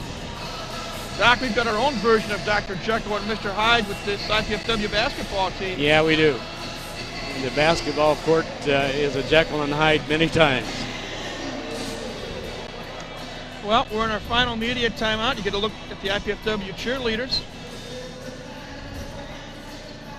Also want to remind you to come out here to the Gates Center Monday night when IPFW's men will play host to Concordia University of Ann Arbor, Michigan. Tip off at 7:30. And then the Dons are going to hit the road for a while. Weeks today they'll be at Loyola of Chicago, member of the Horizon League. And while we're here broadcasting volleyball in Ohio State, not only will the men be at Loyola of Chicago, but the women are going to be in College Park, Maryland, taking on the Maryland Terrapins in the ACC. IPFW was down quickly, down to 4 that time, and then now has to set up again against this zone defense. Woodall underneath the King, off the glass and in, count it. JK will go for the 3-point play. And the big man for Lipscomb drew another foul. And it's number 5 on Albert Hacker. He goes with 3:34 left. Check out with 6 points. There's a nice feed from Woodall to Jeremy King. JK knew what to do with it. Now if he can knock down the free throw, make it an 8-point contest, and with 3.5 minutes to go, anything's possible. Kyle Stevens comes into the middle now for Lipscomb, not quite as big, but a senior kid, and may give them a lot of mature leadership here down the stretch. King makes the freebie, and JK's got 11. 3.5 to go, 74-66 our score, Lipscomb on top. They've led most of the way. And they're going to be in no hurry to look for a shot at the moment. Work the clock a little bit, and then they'll go quickly down for the best shot they can find. Dons need some stops in succession. Defensively, you just don't want to fall asleep in a situation like this and give them an easy one. 7 on the shot clock. Ball knocked away. Oh, what happened? Ball knocked away. Roller picks it up and knocks it home before the shot clock goes off. Same kind of play that IPFW got earlier in the game with D'Angelo Woodall on the receiving end of a fast break bucket. Back the other way. Shepard is fouled underneath. Before he could shoot, but it won't matter. It'll be a 2-shot foul. Foul was on Stevens. Kyle now has 2. 2:48 on the clock. Enough time. It really is enough time. The right things happen. Especially with the clock stop. We're at the foul line. Matt Shepard can knock them both down.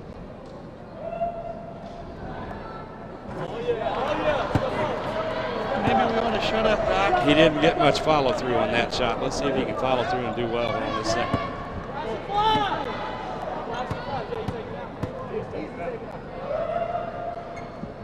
Better. Makes that one. Shepard 4 of 5 at the line, 8 points altogether, 76-67. 2:40 to go. Osborne watched by Woodall.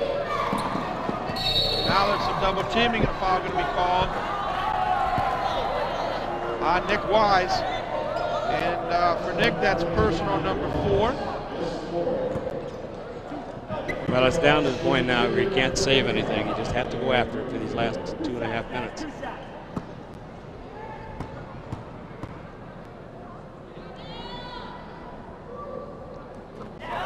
Eric Broomfield has given Lipscomb some awfully good minutes today. Makes Off that the first bench. free throw.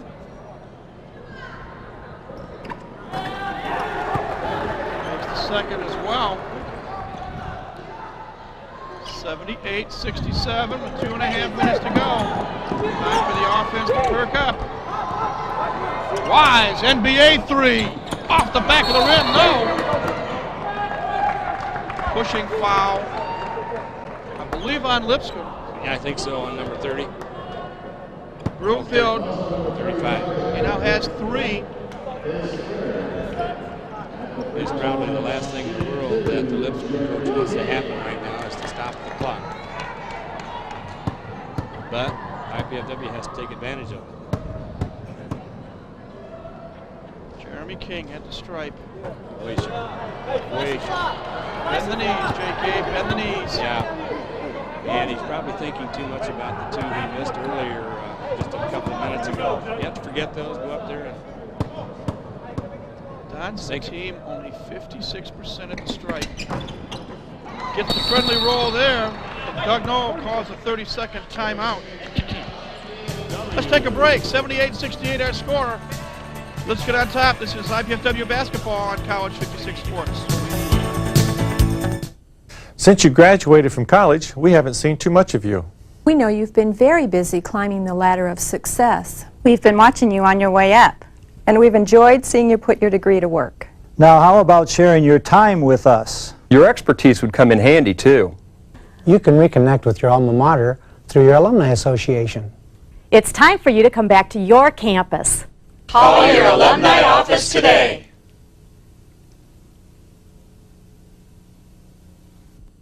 Welcome back to the Gate Sports Center, everybody. Mike Miles, Dave Scott with you. 2:24 left.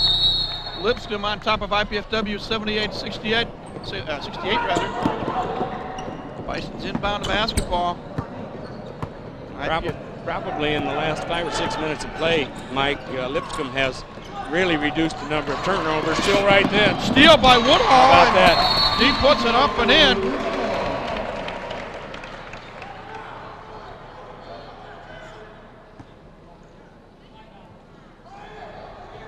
We've got an official timeout. Now it's called by, well, let's that keep was it kind right of here. a strange move, but I think it's timeout. Just wants timeout to stop the clock, not necessarily. Got a 30-second timeout. 2:11 to go. Tune in Sundays at 12:30 p.m. for Alliance Update.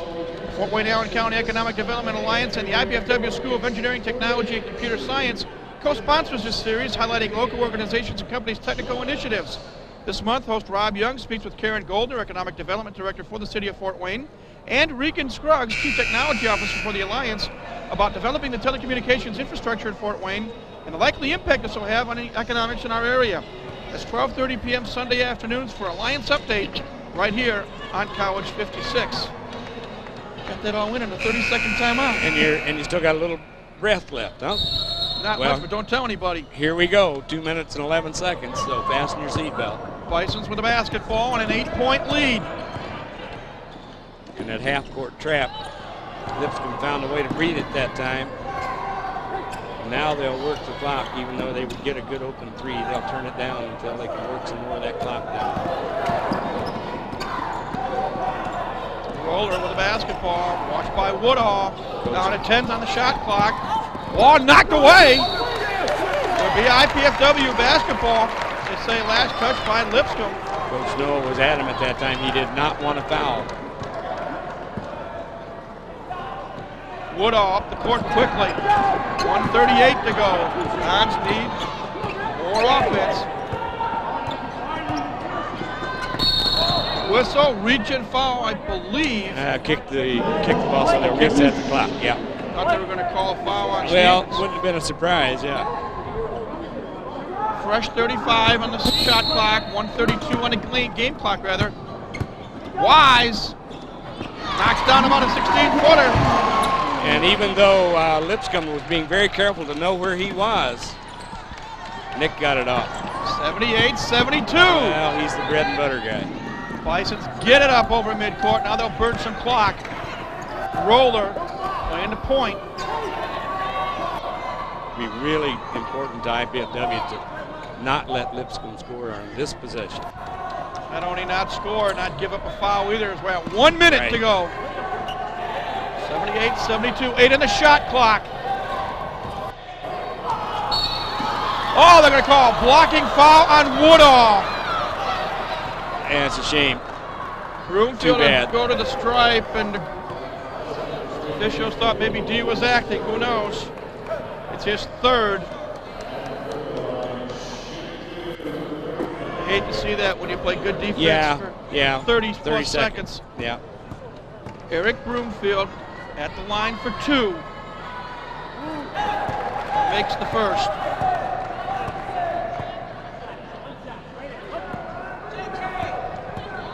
And it's at least a 3-possession game right now. 53 seconds left. Second one good as well.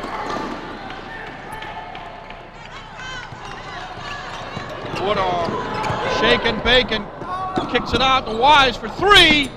Off the rim, no, King with the rebound.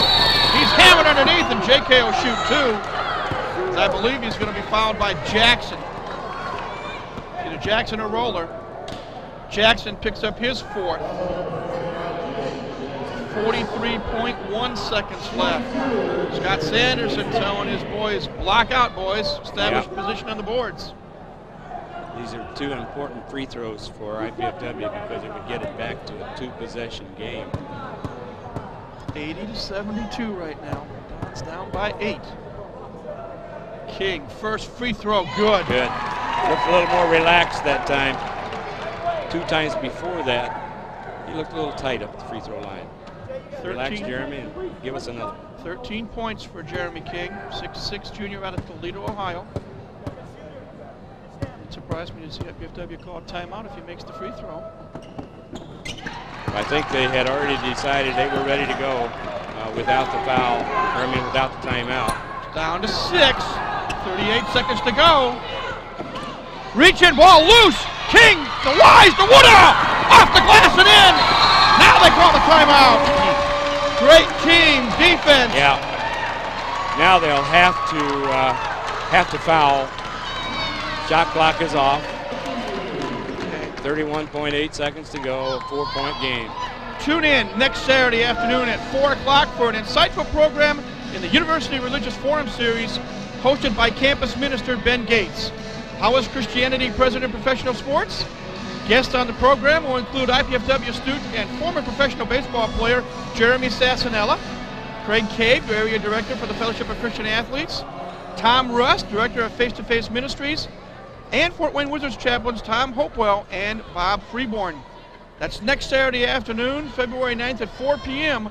right here on College 56. Well, Doug Noll elects to use his full timeout with 31.8 seconds to go. Yeah. And you can see the replay there, and D'Angelo Woodall, the finishing touch. 80-76. Still a 2-possession game. Yeah, it is. That's the tough part about it. But we'll take the points if we can get them. Still enough time on the clock. Shot clock is off. Both teams in double bonus situation.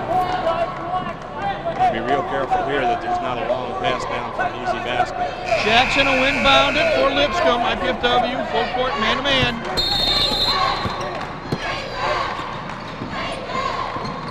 Get it in. Jackson, fouled by Woodall. That may have been D'Angelo's, what, 4th? 4th, but he's holding up his face. Looks like he gotten a finger in the eye. Could have been. Well, it does 2 things for Lipscomb. It puts them at the free throw line. It also gets the ball down at the other end of the court, where it's going to, no matter what happens with Lipscomb, it's going to take IPFW a little time to get the ball and get down and score. Terry Collins coming in the lineup. And he's going to replace D'Angelo Woodall. I think he got a finger in the eye. Great hustle. Well, Jackson for 2. Regardless whether he makes, splits, or misses them both, it's still a 2-possession game. Yeah. Just a matter of what type of 2 possessions. Makes the first one. Well, to be 2 possessions now, it's got to be at least 1 3. Now we'll see if he makes it 2 threes. And it takes, yeah, it does. And he does. 2 but that's critical all right. free throws by Jason Jackson. 82-76, 25 seconds left, and now we got a foul going to be called on Osborne. Blocking foul. He doesn't agree with it. Brad Knoll to the line for 2. May take us a while to play these last 23.8 seconds.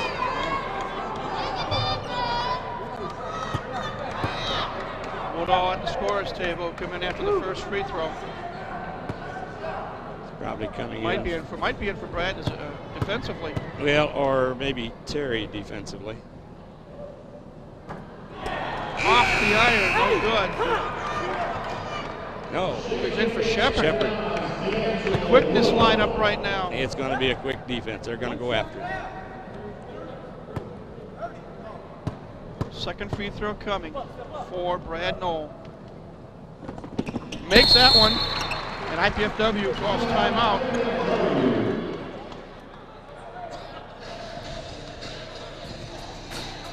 And well, whichever way. I'm sorry, Dave.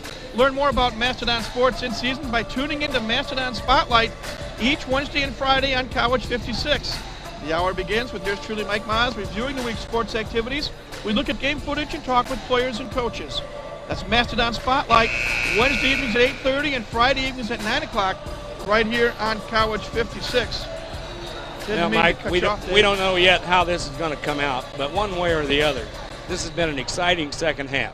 It's been good basketball. It's been up and down, both teams playing very hard, and it's fun to watch this kind of basketball. Get a look at a replay here. Nick Wise, long three-point attempt, knocks it down. IPFW, I believe now, is out of timeouts. Woodall will foul Roller on the inbounds play with 0.4 of a second going off the clock. Now we've got some critical free throws. Yes, we do. It's a 2-point possession, 2-possession game rather.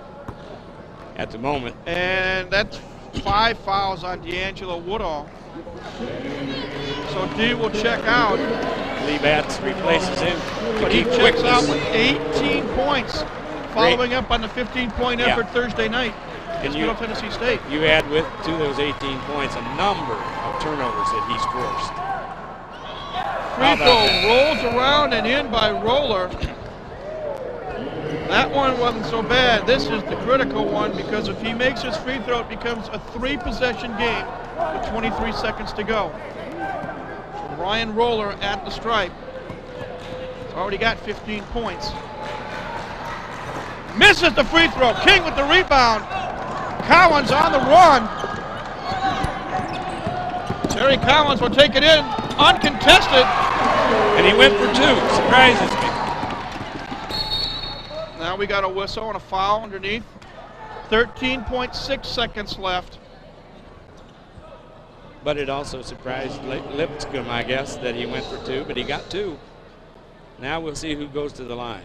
2 is better than none. It'll be Clayton Osborne. Osborne, 72% at the stripe.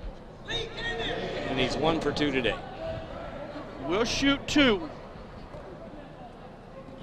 83-79. The lead is 4. 13.6 seconds left. Clayton Osborne, 5'11", 160-pound freshman. Cool as a cucumber, however. Dead center. Knocked that first one down. Or, as they say, a little string music there. B flat if you're an IPFW fan. Misses the second one. King with the rebound. Outlets it. Collins fouled at midcourt. Oh, they're going to go over and back instead. Over and back. Now, one's calling a foul. Now we got a whistle. We're going to have a break. The 2 officials are... They do call.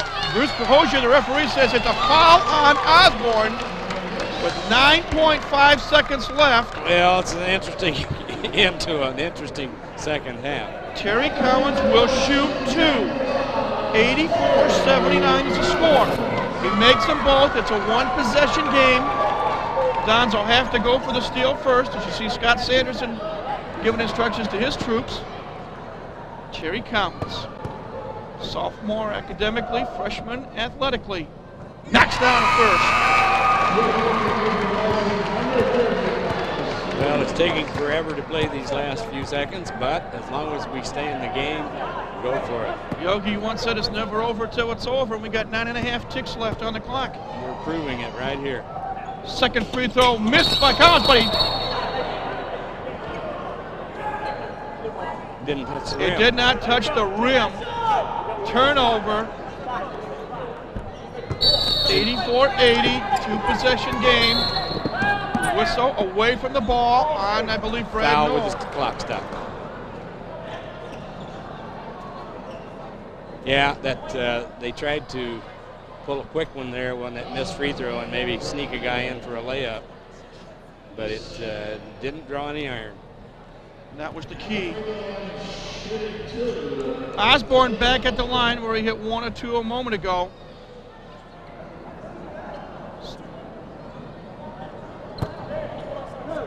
Interested to see whether he makes them both or if he misses one of them, if IPFW goes for the sure deuce, or and then see what happens. Go for the 3. There isn't a lot of time, so they'll have to take whatever the best opportunity that's available to them. Osborne misses the first. Witherspoon back in the lineup, replacing Stevens. Other than the points you lost, the missing the free throw really on the second one isn't all that bad, because it starts that clock immediately and doesn't give the other team much time to set up anything. Makes But the he got second. it. It's Yeah. a 5-point game. Bats down the floor, off the glass, misses. King misses. Collins underneath. He's fouled. He'll get 2 shots, but there's only 1.1 seconds left. Witherspoon picks up the foul, his first. Well, I didn't see much of that action, Mike. I'm glad you could see it. I saw 2 coaches and a referee. Well, Terry's got to make the first, and then we'll see what he does on the second. Yeah. Got to make the first. Yeah, you almost have to go ahead and make this when you're still 4 down. Stevens back in for Witherspoon. But it does look like Lipscomb's going to get their first road victory of the year. Let's see if he misses it on purpose. In and out, rebound by Stevens, and we're out of time. That's it. Horn goes to end the contest. Final score, Lipscomb 85, IPFW 81. Players and coaches shake hands. Hard-fought battle. It really was, and IPFW put everything they had into it in that second half, and it just wasn't enough. Came up a little short. Let's take a quick look, courtesy of Mike Jewell, Sports Information Director, for some final stats. One key one might be that 20 for 34 at the free throw line. Yep. For Lipscomb University, 26 of 47 from the floor for 55%, 8 of 19 from three-point range for 42%, 25 of 36 at the line for 69%. They were led in scoring by Jason Jackson with 16 points, 15 points for Ryan Roller, 14 points for Russell Hankins, including 4 three-point field goals, 11 points for Clayton Osborne. Others scoring 6 points apiece from Kyle Stevens, Albert Hacker, Eric Broomfield, 4 points from Matt Jarbo, 3 points from Chad Hartman. And that's it for Lipscomb. For IPFW, 27 of 59 from the floor for 46%, 7 of 23 from three-point range for 30%, 20 of 34 at the stripe for 59%.